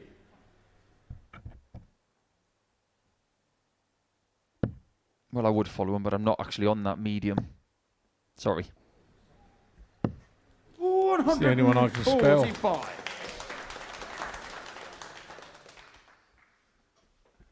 Well, Van der Velde's left 65. We don't need to check that with Bully. 134. Under a little bit of pressure, but this could be 3-0 to the Dutchman. Double top. He's just not missing doubles. We said that someone had to raise their game. This is the first time this week that Pallett has been in this position. It is indeed, and if you look at the averages, 98 apiece. It's not like he's not standing up or withstanding to the... He's just not getting a go. He's getting there and not getting a go. He's not being allowed to. Van der Velde is just too complete at the minute. 57. Reputation does not win you a week. Just ask Boris Krutchmer from last week. Ask Ryan Branley, who took Boris out, and then he was done by Richard McKee. Do you know, I said last week, I said my only fear for Ryan was that was like his final, just one game too early, and it turned out to be the case. But that boy, wow, what a talent. Yeah, the future's very, very bright. Yeah, when you add this young fella into the equation as well, I mean, we are going to come to the fore in the next 5 or 6 years. We're going to see more and more of these youngsters that are coming through the lower end of the system, bursting onto the top end of the system. It's just going to happen. It has to happen. This might turn out to be a Scooby-Doo night, where the likes of Pallett, Jamie Atkins and Steve Beaton say, well, if it wasn't for that pesky kid.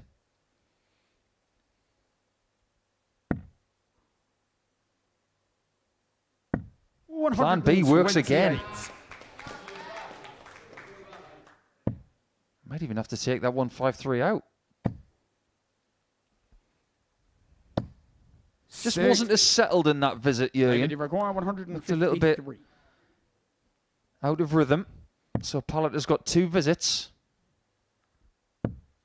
But he really needs a big treble here to make life easier, and he hasn't had it.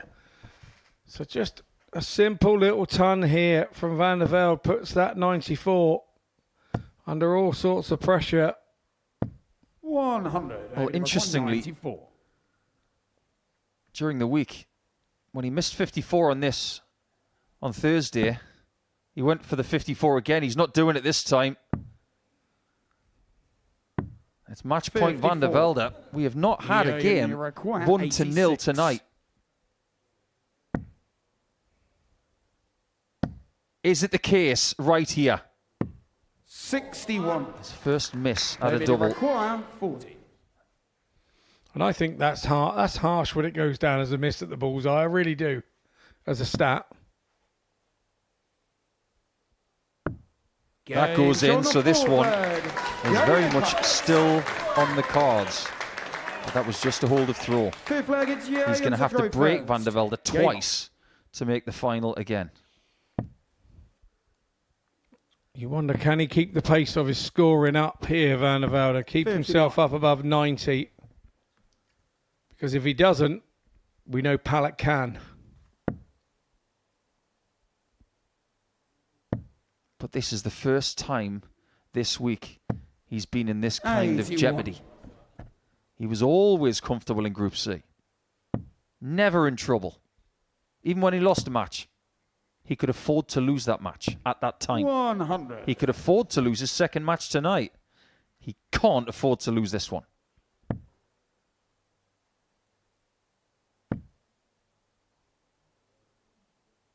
Whoa! Maybe this is where he kicks in.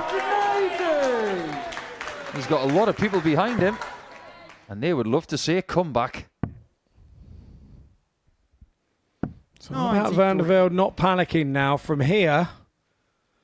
My attitude from here, and the way I think most players would think, would be just get me another dart. Get me another dart of that outer ring. 56.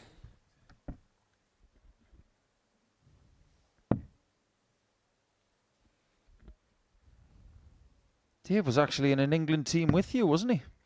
He was, yes. Yeah, back in 2012. 60. British internationals. Yeah, we played in Wales, if I remember rightly. 128.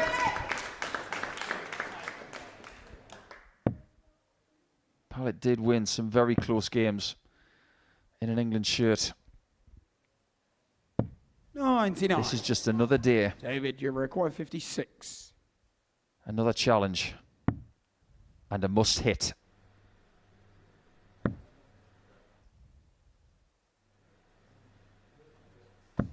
That is a wonderful dart. Break number one complete. Consolidation time for him. And questions now for Van der Velde. Game on. If you're going to have a long and distinguished career in this sport, be prepared for people to bear down on you at all times.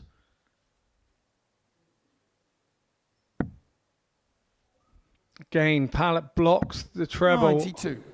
Heads off over to the 18s. All of a sudden, the Van der Velde doesn't look so fluent, doesn't look so commanding as it did. Yeah, worrying times for Team Jurjen as Pallett's confidence 99. starts to grow. He needs a treble here. It's just a little bit jerky, but that's good. He's gone downstairs. Change of target, and he went to the open target.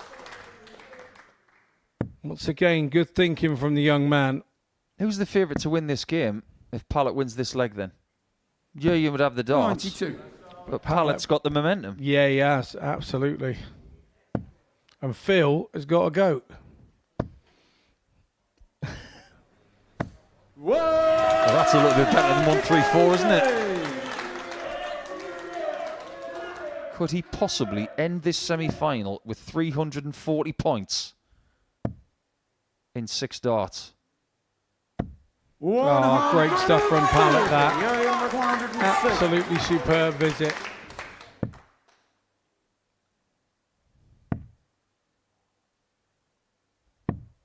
$94. Is it David, game you on require or 78. game over? I feel like we've said that a lot the last 3 days. That treble 18 bed has been his saviour. Can the double 6 bed be? 66. He had the right line, wrong trajectory. 66. I genuinely thought he'd hit double 10 there. It's double 18. Now's the time to believe, young man. 30. He's got it on the wire. He will not believe that that missed. It made the wire move. Double 3.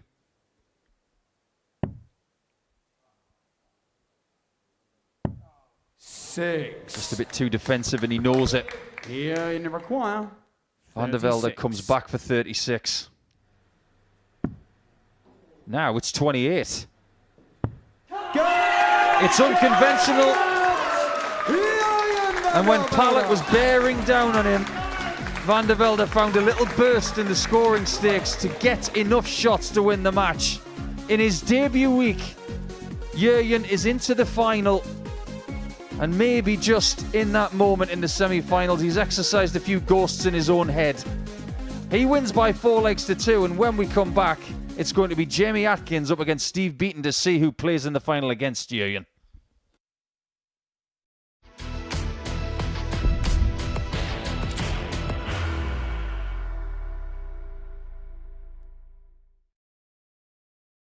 Are you ready to lift that trophy, Darius?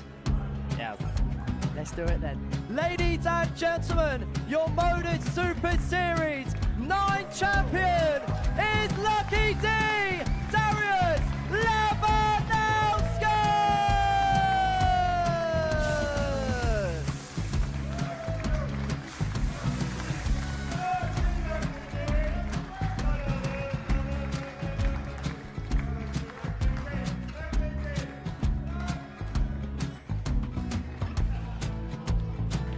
Well, what a wonderful night of darts we have seen, and we are ready. Our champion is ready, and it's trophy. So receive the trophy. £25,000. The new Modus Super Series champion, the Terminator, Marvin Van Velde.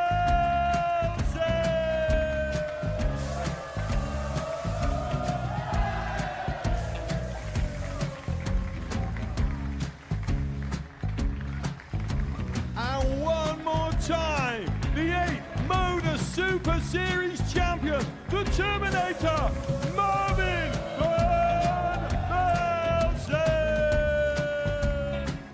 And the new Modus Super Series champion is Andreas Dirty Harrison.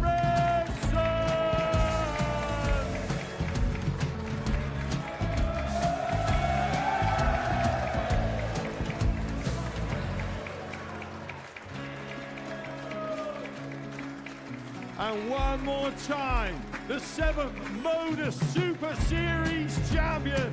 Give it up for Andreas Dirty Harrison. The moment we've all been waiting for. Would you please show your appreciation for your Series 6 Modus Super Series champion, Scott Taylor?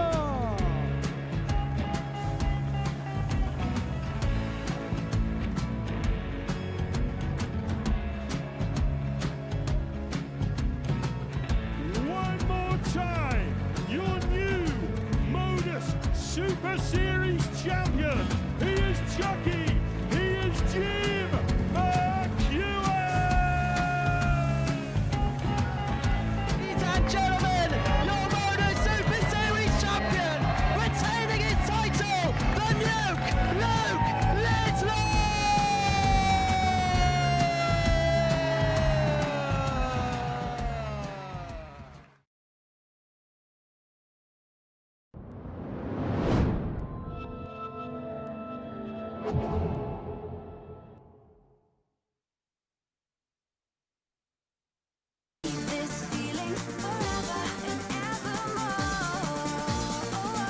Was 87.18. He's now got his worst in this one of 82.79.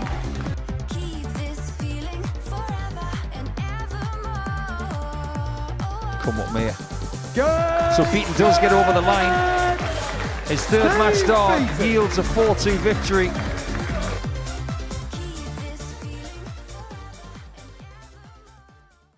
Good evening, ladies and gentlemen, and welcome back to the Modus Super Series here at the Live Lounge in Portsmouth. It's time to meet the second set of semi-finalists. Would you please welcome to the stage? He is an England international, Jamie Atkins, and his opponent is our former Lakeside champion of the world, the bronzed Adonis, Steve Beaton.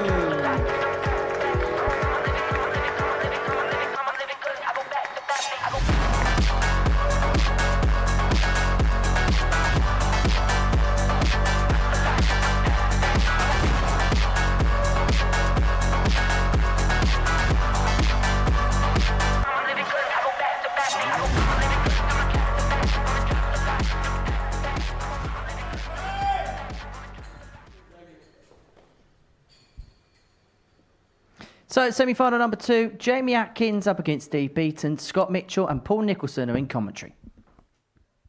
In a way, this is a Warwickshire derby. They won't see it that way. This is to see who plays Jurjen van der Velde in the final. These two have not met all week. And funnily enough, in our previous semi-final, Jurjen and Dave hadn't met all week. But he's 61 years of age now, living in Norfolk. Apparently, having his first year in retirement. Yeah, we don't really believe that. It's just a different level of darts he's playing. Up against someone who is managing his schedule a little bit better this year. Not First playing everything, Jamie to throw first. but maybe prioritising. Atkins has the darts in this second semi-final. We do not know who has the darts in the final because after this game, we will have our solitary bull-off of the week to determine who will start our final game of week 11. Who starts this one as favourite? Beaton's averages tonight, 84.5. 140. And 97.06.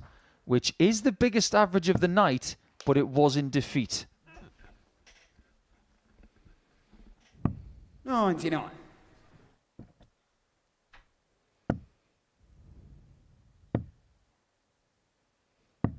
Hey. Steve said he had a problem getting here today. The A3 was shut, so it took him an extra hour than what he usually does. Resides in North Warwickshire in Norfolk these days.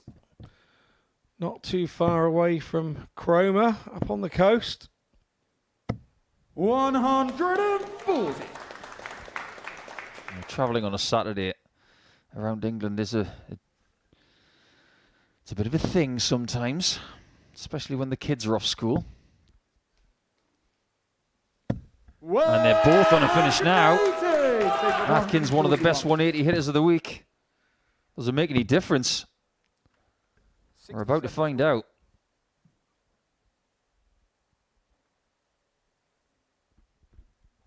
.74, treble 14, surely. Jamie, not only does he throw towards it, he nails it. That was probably the best treble 14 I've ever seen. Old school. Bullseye. 96. Not to be. Steve, you require 32. Well left, well hit, 1-0. Beaton. Beaten off to a flyer in 13 darts. Second leg, it's Steve to throw first. Do you know what? When Steve actually does decide to stop playing altogether, you know how they retire certain numbers out of respect for people in football? Maybe they should retire the white dart shirt. Nobody wears a white dart shirt better than Steve Beaton. Obviously, no disrespect to Jamie here. 91. But I can think of maybe one or two dart players that still wear the old school bowling collar. Even Robert Thornton's left the bowling collar club and gone to a breathable zip shirt. So has Andrew Gilding. Not many people have that bowling collar anymore. Bring it back. We were talking about the iconic white shirt at the start of the week, and he wear a navy one the other way around with the white collar. So that was his two combinations. Yeah, that was his away shirt.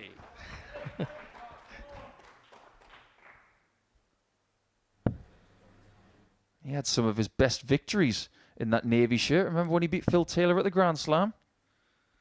That was when he still has moustache and less white hair. But he's still got it. 100. Just look at the expression in his face. He wants this badly. Like I said, he loves to compete. 63. Really good Stevie thinking from Atkins there. 136. Made sure of a finish. Now he needs to 96. execute it.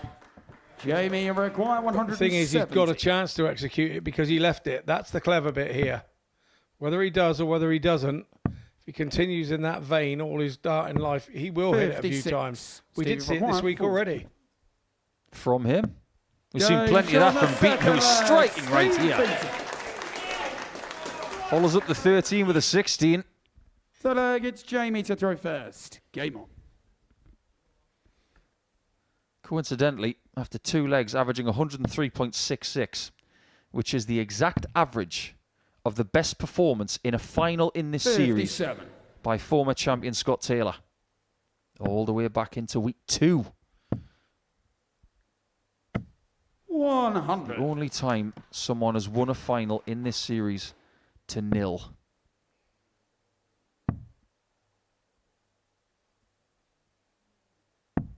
$57. Atkins is losing ground already. Just hasn't quite found it, has he? 43. Hasn't been allowed to find it. He hasn't been given the opportunity to find it. The brilliance of Beaton in the opening 2 legs. Yes, not quite there. You look at his numbers tonight. 100. Nearly an 83. 84.5. He's better than that. He's going to need to be better than right now 40. to get out of this, because he's still hovering in that low to mid-80s average range.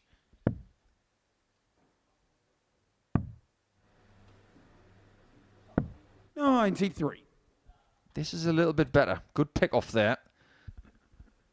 Obviously got the Dave Pallett switch textbook in between the group and the semi-final. You might need more of them.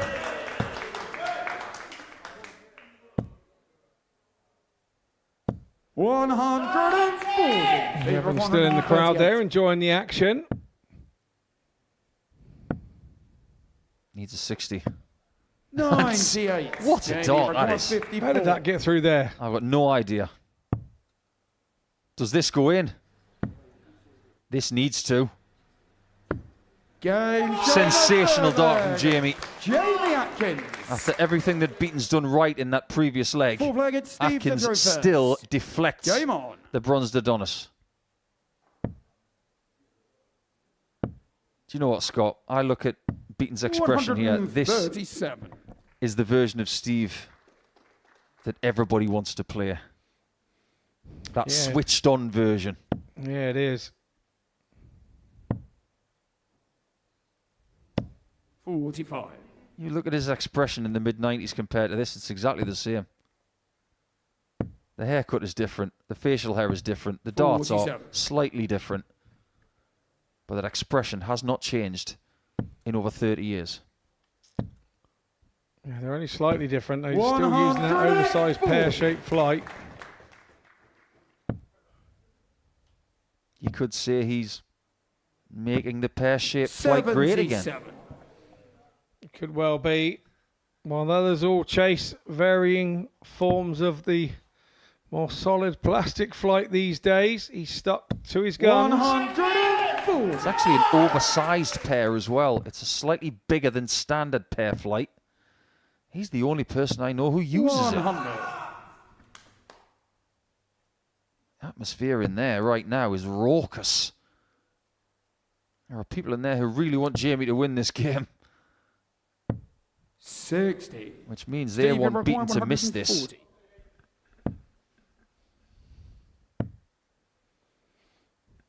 What would your line of thought been there? Jamie required Last dart, just 160. super dart. He's done it twice in a row. Now if he hits tops again, 56. Stevie he's going to be within 1 leg of the final. Absolutely sensational. His doubling in this semi-final has been so pinpoint. 3 hits from 4, and yet again, he's visit perfect. But the 2 best darts from Beaton in this game have been treble 20s, bypassing blocker darts. 180! This is what Warwickshire derbies are made of. We should have one every week. 125.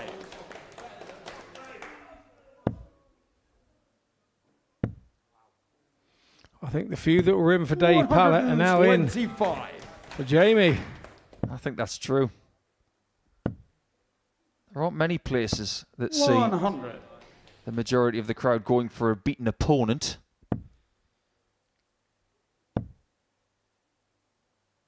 100. Got Nigel Hayden watching on tonight. He's been in touch on social media. Hope you're well, Nige.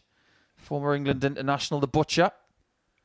And a Warwickshire great. Jamie McEwan, 96. Yep, definitely one of the greats of Warwickshire, without doubt. This will be a great leg. Now, what does he want to do? He didn't have to go for it. He could have split it. Maybe his initial thought was go for the 2, but what if he missed the single? 100. Sure what was going through his mind there. Jamie, he's got to go at it full bore now. Now he's going to split it. Must hit. You feel. Only international players can do that. A nerveless hit on double 2 to keep this match alive. Sick flag, it's Steve to throw first. Game on.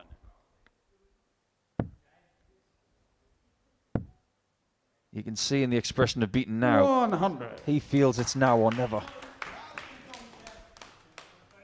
Yeah, he does indeed. Atkins is getting the same feeling. 29. Not what he was looking for to open up. You're not necessarily part of Steve's generation, but maybe slightly after it, Scott. But this old school attitude of getting the break of throw and then serve it out when you have that advantage. 100. Yeah, absolutely. I think it is. It's work hard, and you know that the easiest leg to break is the first one as well. It's generally percentage wise up when you see these games go 4-3 and somebody's broken through, it's usually the first leg. 57.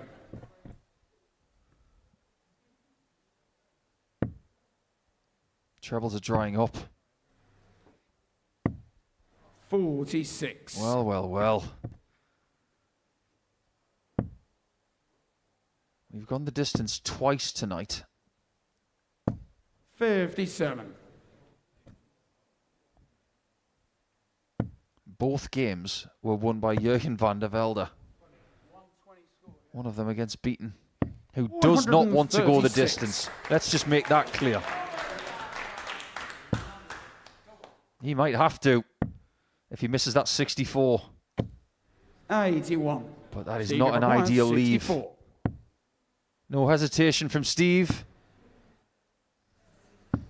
And he punches his ticket into the final once again. What an incredible record the Bronze Adonis has here in Portsmouth in 2025. 3 visits, 3 finals, but there's one thing missing, and that's a title. Jamie Atkins did push the Bronze Adonis to one of his best performances here this week, but Beaton wins by 4 legs to 2, and now we look forward to our final.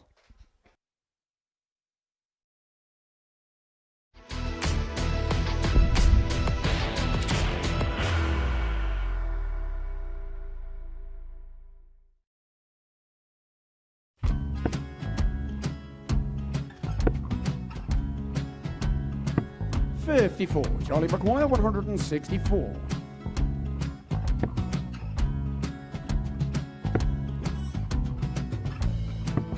$44.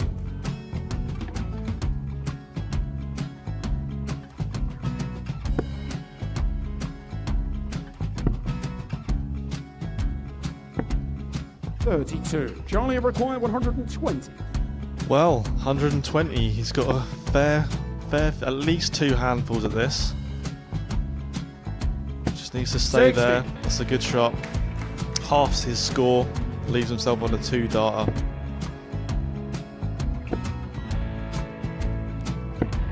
$26. Charlie, you Time on his require side. 60. To become back-to-back singles champion.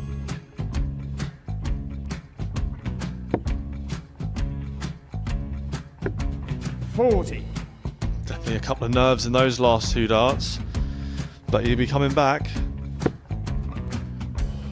The moment he's been in before this situation. Standing at the back of the stage, Charlie, approaching the required Yoki with a 20. chance to win the title.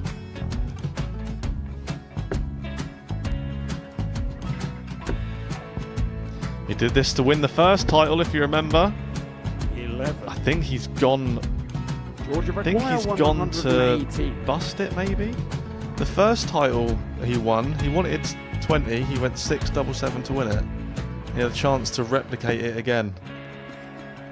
Yeah, I get the feeling that was for a bust. And 39. on that Charlie, situation there, George require Gage wasn't even 9. able to take it out going to the 18s on that switch. Yeah, I think he just panicked a bit, but he's done well to get that big one. Sometimes can be the hardest part. Georgia requires This is it. 79. It's got to be 19s. It's got to be 19s for this shot. Big 20 and a double. He's got the first one. He's going to get a match dart here.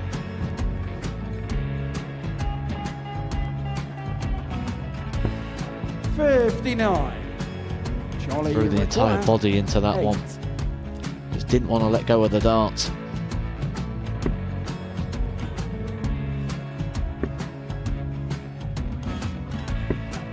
No score. He's given George a chance. Georgia require 20. I think George has been quite good on double 10 today. So many opportunities for Charlie Murphy. Go Couldn't get the job it. done. Got in the match. And the Red Dragon George Modus Skate. Super Series Influencers Champion, George Skate.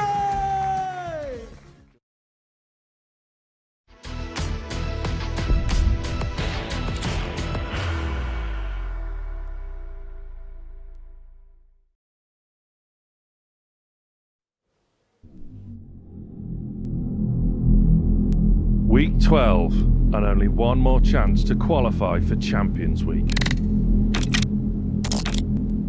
Series 2 winner Raymond Smith makes his return for the first time in 2.5 years. And this time, he's bringing company.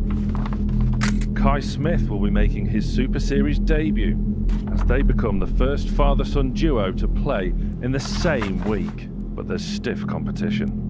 Also making his debut, Cameron Carolison, one of the finest players from South Africa. WADC and Women's Week champion Gemma Hayter wants to get her hands on the trophy. As does Danny Van Tripe, the International Pairs Week champion. David Davies returns to the Live Lounge as he looks for a 3rd consecutive Champions Week appearance. But one man stands in their way. The Dutch destroyer Vincent van der Voort makes his long-awaited Super Series debut, and he means business.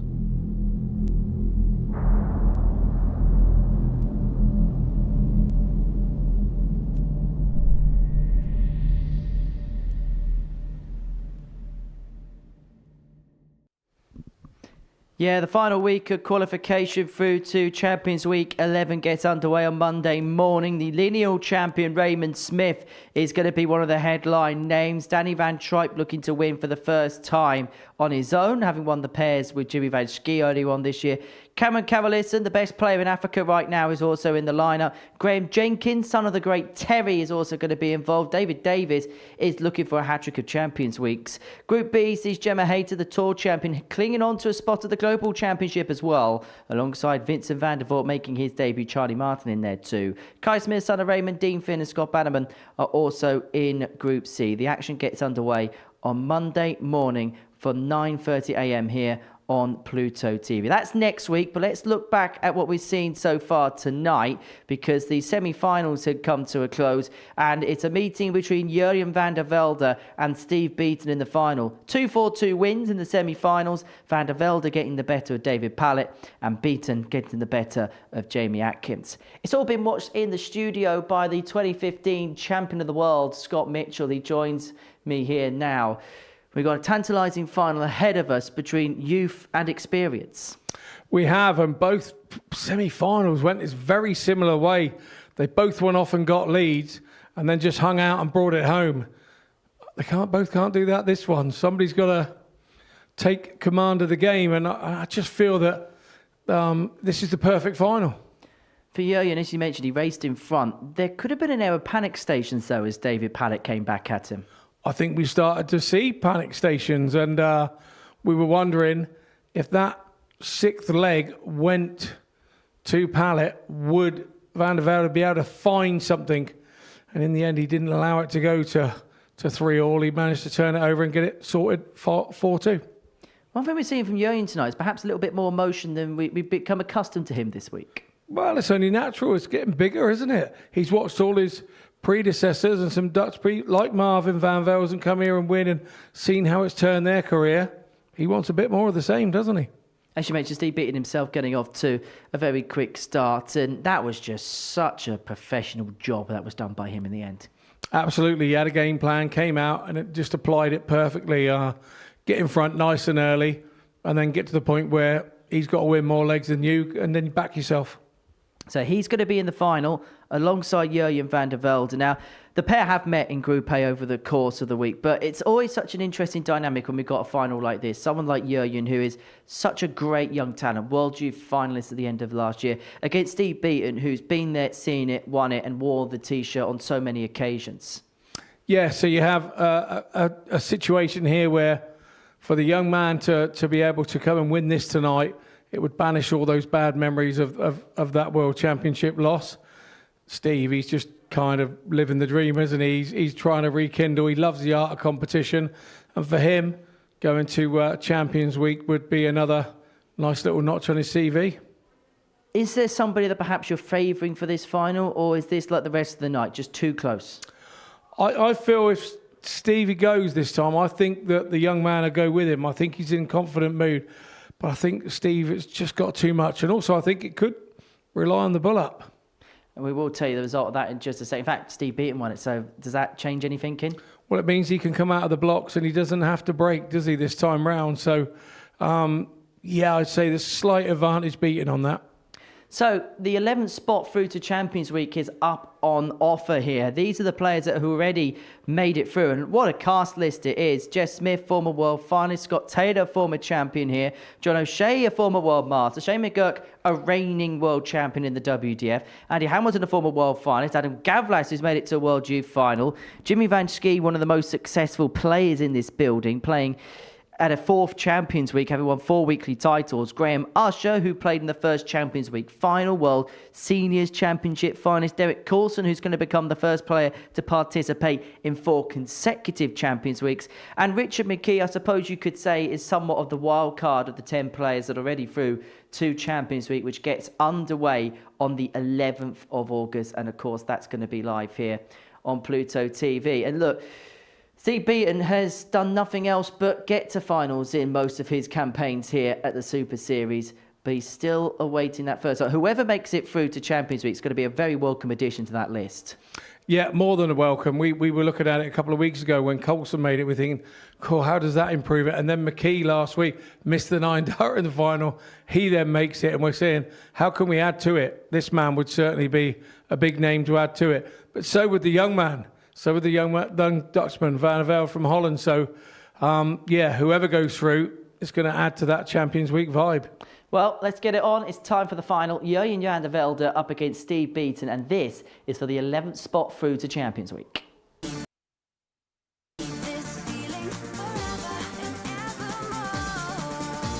Now it's 28. It's unconventional. And when Pallett was bearing down on him.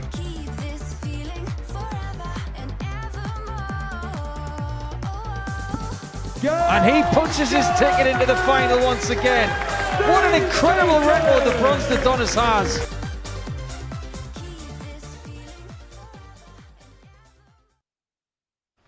Good evening, ladies and gentlemen, and welcome back to the Modus Super Series here at the Live Lounge in Portsmouth.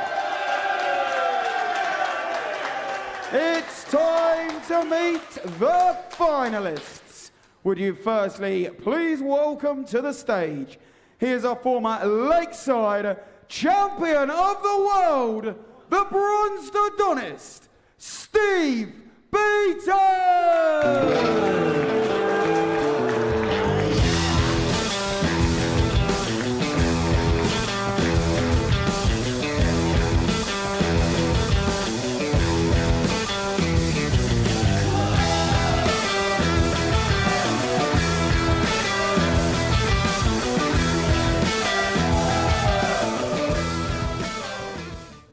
And would you please welcome his opponent? He is the winner of 2 PDC Challenge Tour titles, Jurjen van der Velde!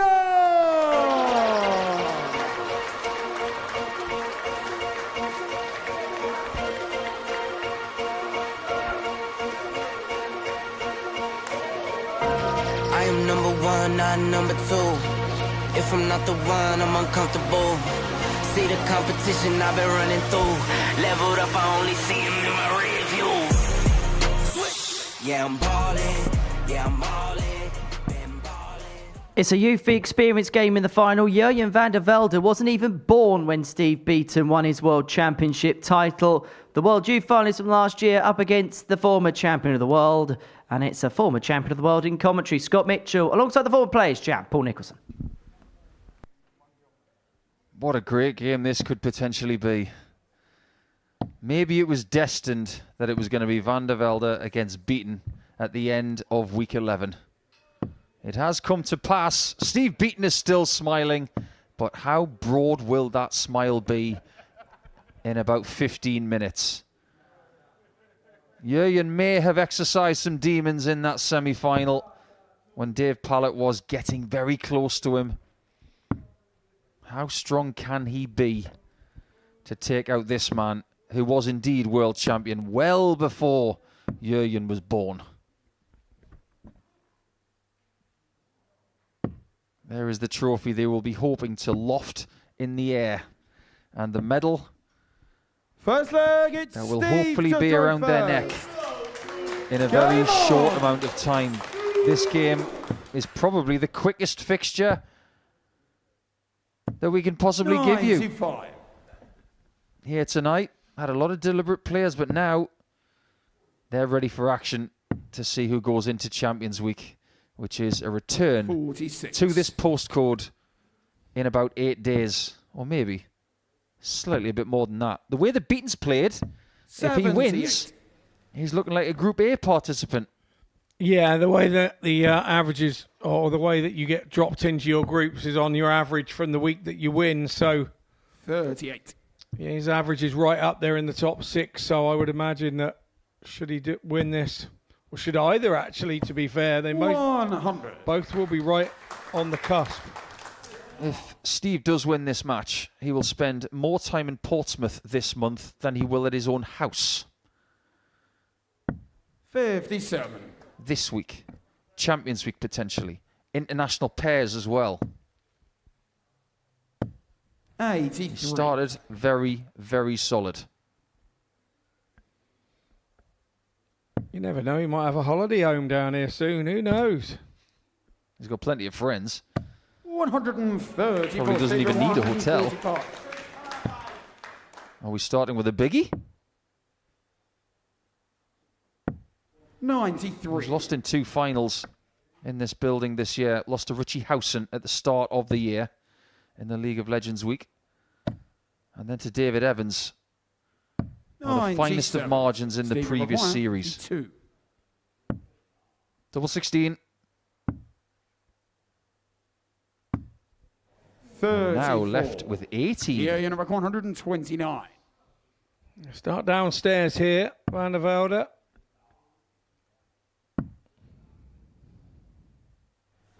Oh boy, what a shot! Jurjen van der Velde. That changes everything. Second leg, it's Jurjen to throw first. We've talked all about Steve in that Game first leg, on. thinking he's going to take a 1-0 lead. He misses 2 darts at a double, and van der Velde swoops in with an audacious finish. Yeah, it was indeed.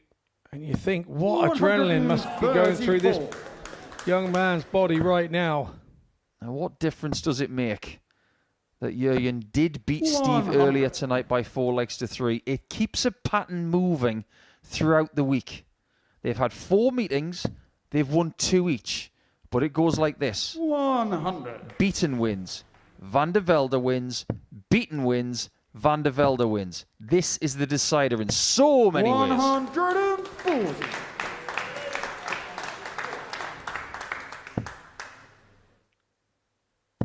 Jamie Atkins there, back in the crowd. 140.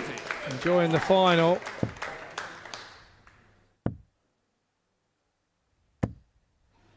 That cost him a finish. Yeah, number 127. Even a single 20 would have left a shot, but van der Velde's got a much better position here. Doesn't have to go bull. 95. That is a luxurious position to have.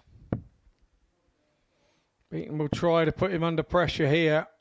Has a bit of a blocker. 61. Yeah, you require 32. After 115. Game show. The young man heads off 2-0. Jurjen van der Velde. I've got to say, I didn't So see they get either Steve to throw first. taking off and Game getting on. a couple of legs before the other. Yeah, we've seen some incredible finishes 135. throughout this series. The 140 from Adam Gavlas in week 6. That's probably the best finish in any final. But I'm with Scott. I didn't see anybody taking a 2-0 lead in this final at all. I saw it being the odd leg, which still could be, but with Beaton having the advantage of the darts, could be going in his favour. You just get the feeling that 129 finish really has given him a boost of confidence that he has not felt in a while. It's a boost of confidence, it's a boost of momentum, and it's a boost of throwing with freedom. He's throwing with no fear now. When you go up there and do that under that pressure, there's no fear of the game anymore. 140. Thrown a little bit quicker as well to what I saw him in the semi-final, and he's playing better for it. In the semi-final, he was 3 from 3 40. after 3 legs. 121. If he takes this out, he'd be 3 from 3 again. He might still be. He's obviously not got a problem with getting out of the traps because he did it against Pallett. I just think his pace of throws a little 55. quicker here, and it suited him fine. You require 32. Whereas Pallett was a little slower. Game shot. He's 3 from 3 again to be 3-0 up. Really has asserted himself on this match, and the problem for Beaton here is he's been broken twice already. And he's going to have to break Van der Velde to even get back in the game. And look at this, 18, 13, 13. 121. This really is some time to be finding your best game of the week. No better time, Nico. There's no better time. 140. Steve's probably thinking with all of his experience, why is this place constantly doing this to me? In a few weeks' time, he's going to have an ally on this stage in the shape of 4-time World Cup champion and 2-time world champion Adrian Lewis. He's got no allies on this stage right now. He's all on his own. Yeah, I can't see anything but them two laughing their way through it. I tell you, Adrian and Steve. Can't wait for that International Pairs Week. But here now is what we're into.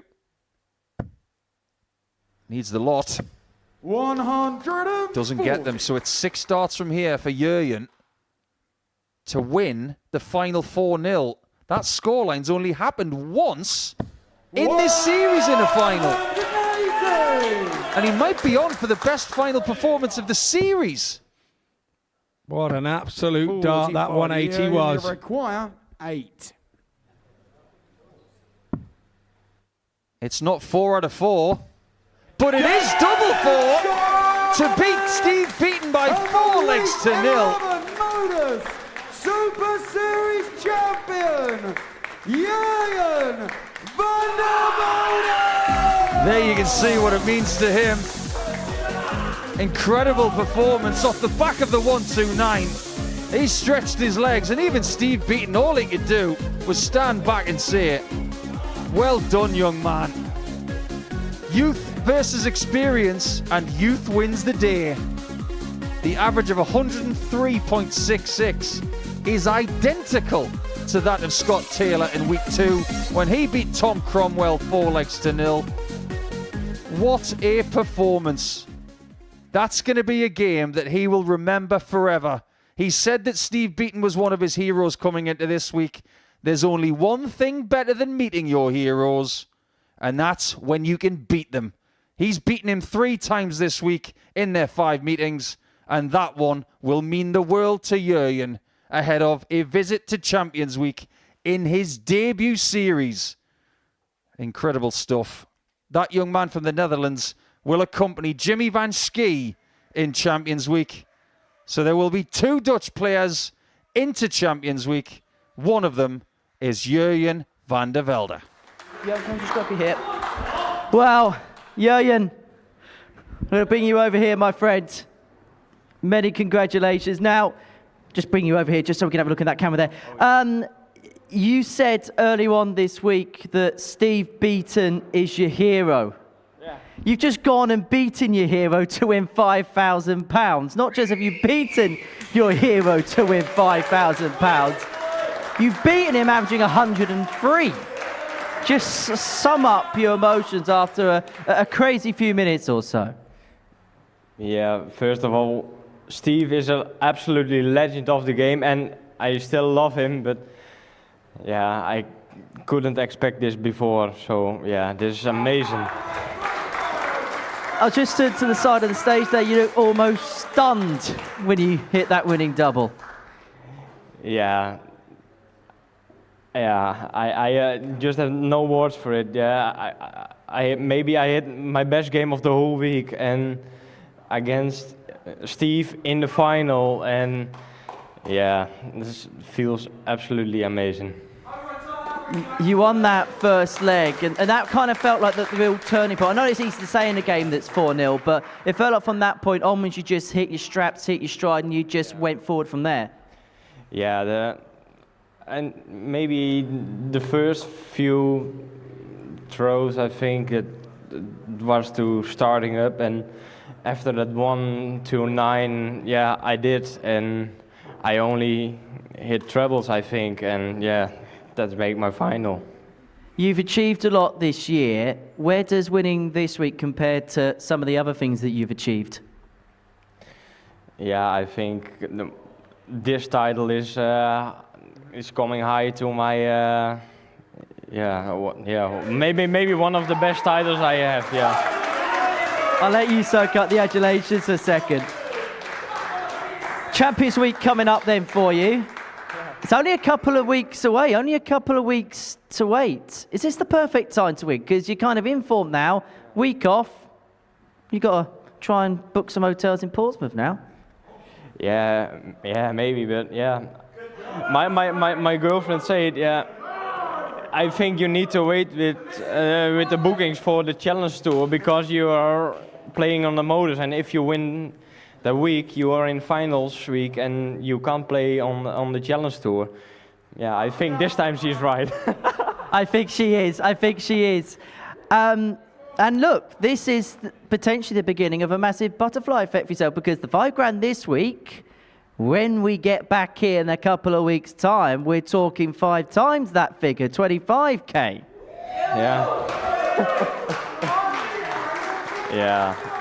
I'm just looking forward to playing the finals week, and it's just amazing to win an amazing week like this. With the whole week was Group A. I started in Group A, and the players were already good, and I came through and I went to Group B, and I was a bit nervous before I started the second day in Group B, but yeah, I won 3 games, so I came through, and yeah, only tonight was yeah, unbelievable. Certainly is. And as I say, that Champions Week is a very, very good lineup. But you proved yourself to have a very, very good year. How much could this be the beginning, as good as the first half of the year has been for yourself? Considering possibly Ali Pali could be on the horizon, Champions Week on the horizon. Second half could be better than the first, couldn't it? Yeah, maybe, but every day is a new day, so yeah, you never know, and yeah, I will do my best at every game, and yeah, sometimes it happens you lose, and sometimes it happens you win, so yeah, that's my attitude, so yeah, I'm looking forward to playing the Champions Week. And it's fair to say you've made some new friends in Portsmouth tonight. Jurgen, that trophy is what you played for at the beginning of the week. Are you ready to lift it? It's mine now. Ladies and gentlemen, your Week 11 champion, Jurgen van der Velde!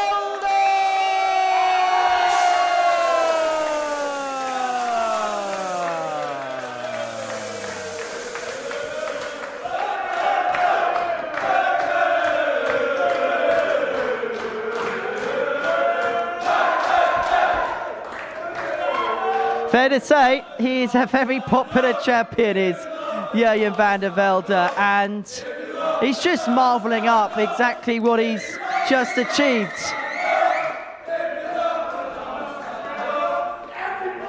And it's sealed with a kiss. Well, many congratulations, Jurgen. We'll see you at Champions Week. Well done, pal. Well done. So he joins an illustrious list of names that have made it through to Champions Week. And what a Champions Week we have got. We've got the reigning WDF World Champion, Shane McGurk. We've got the reigning World G finalist in Jurgen van der Velde. Derek Coulson through to a fourth consecutive Champions Week. Scott Taylor, the former champion, in there as well. And Scott Mitchell put it alongside me. I think Jurgen wants to chat with you and all. But I'll tell you what. We've seen some great performances in finals here over the last few years. That's up there, isn't it? Yeah, it's right up there. I mean, to come up there, all the nerves are with him. You know, he hasn't always had the best of luck in finals, we know that. And to just overall that and just get over the top of it. I mean, it's a dream final. He'd have dreamt of playing like that. We all would have dreamt of playing like that against Steve, and he managed to do it and finish it off. It's getting over the line is the hardest bit when you know you've played so well. They say never meet your heroes. Well, Jurgen's gone on and beaten his hero. That's what I was saying in commentary. It's a great thing to meet the people that you revere and you want to follow in the footsteps of, but to have the chance to beat them in a moment like that, that's what dreams are made of. I think that 129 checkout might just change his career. I know he's done some stuff since the end of last year, but that really does slay the demons a little bit. And that is everybody on notice in Champions Week now. He's a serious threat. And when you're doing what a former champion like Scott Taylor's done in a final this series, that is a massive message. Finals sometimes, particularly in this short format, can be dictated by one moment, and it felt like that moment was the first leg. Very much so. We were talking about it earlier, and I didn't see that game going that way. The way that they both played was much of a muchness, even in the semi-final. To come out and then just jump on that first leg, it gave him so much confidence, and he ran with it. All of a sudden, he was doing things on the stage that he probably dreamt of doing, and now you're doing it. You start to throw with freedom. You start to believe you're the man, and it starts to make you think in your head that this is your night, and you just go and finish it off. Yeah, essentially what Scott's trying to say is, if he can do it against Steve Beaton, he can do it against anyone, because you convince your inner self, well, if I can do it against someone that I really respect like this and someone I've watched growing up, then everybody is on the chopping block. Very quick word on Steve. Very, very classy at the end. Very good week, and once again getting close. Look, he's never been anything else for how many decades. He's always been classy, you know, and he's still here. And I think what you've got to remember is having him here is still teaching all the others, and they're getting the knowledge of Steve Beaton, and he's still passing it down to younger players like Van der Velde, and he's got to take that in. He's just got to take that in and love and enjoy tonight. Final word, though, has to go to Jurgen van der Velde. Superb performance in the final, and if he plays like he did this week, he's going to be a serious threat at the big dance, isn't he? Yes, for one massive reason. It's not just the way he played in the final game, it's how he's played the last 3 days. I think it's on 2 or 3 occasions. In the last 3 days, he's averaged under 90. His mean level is mean in a different way. It's a winning mentality. It's a winning formula. And you said it to him just now. He's only got a week off in between now and then. His form, his confidence is going to be immediate going into Champions Week. Well, gents, it's been an absolute pleasure watching the darts this evening in your company. We shall do it and reconvene again. I'll see you on Monday morning, right? I'll be here, yeah. Right, we'll see you then. And it's a good week next week as well, because we're going to see the lineal champion, Raymond Smith, back in action. He's looking to defend the crown effectively that he won a couple of years ago. But between now and then, there's plenty coming up across Pluto TV. And actually, if you've not had enough of Steve Beaton for one night, and look, who wouldn't, then you can see the Oki to Oven programme, which was recorded by Chef Nicholson. It was a little bit like Hell's Kitchen. It wasn't that bad.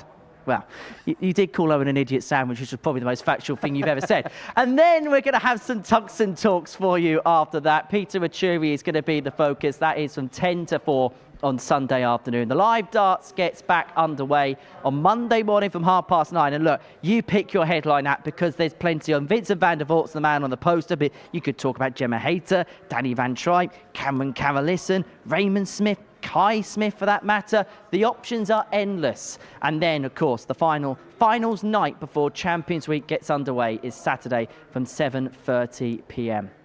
Well, the bronzed Adonis once again picked up the silver medal, but it was Jurjen van der Velde, the victor in the end. It's the Dutchman who's through to Champions Week. We'll see you on Monday. Bye for now. What a finish! What a man! The drum roll finishes, and the target is...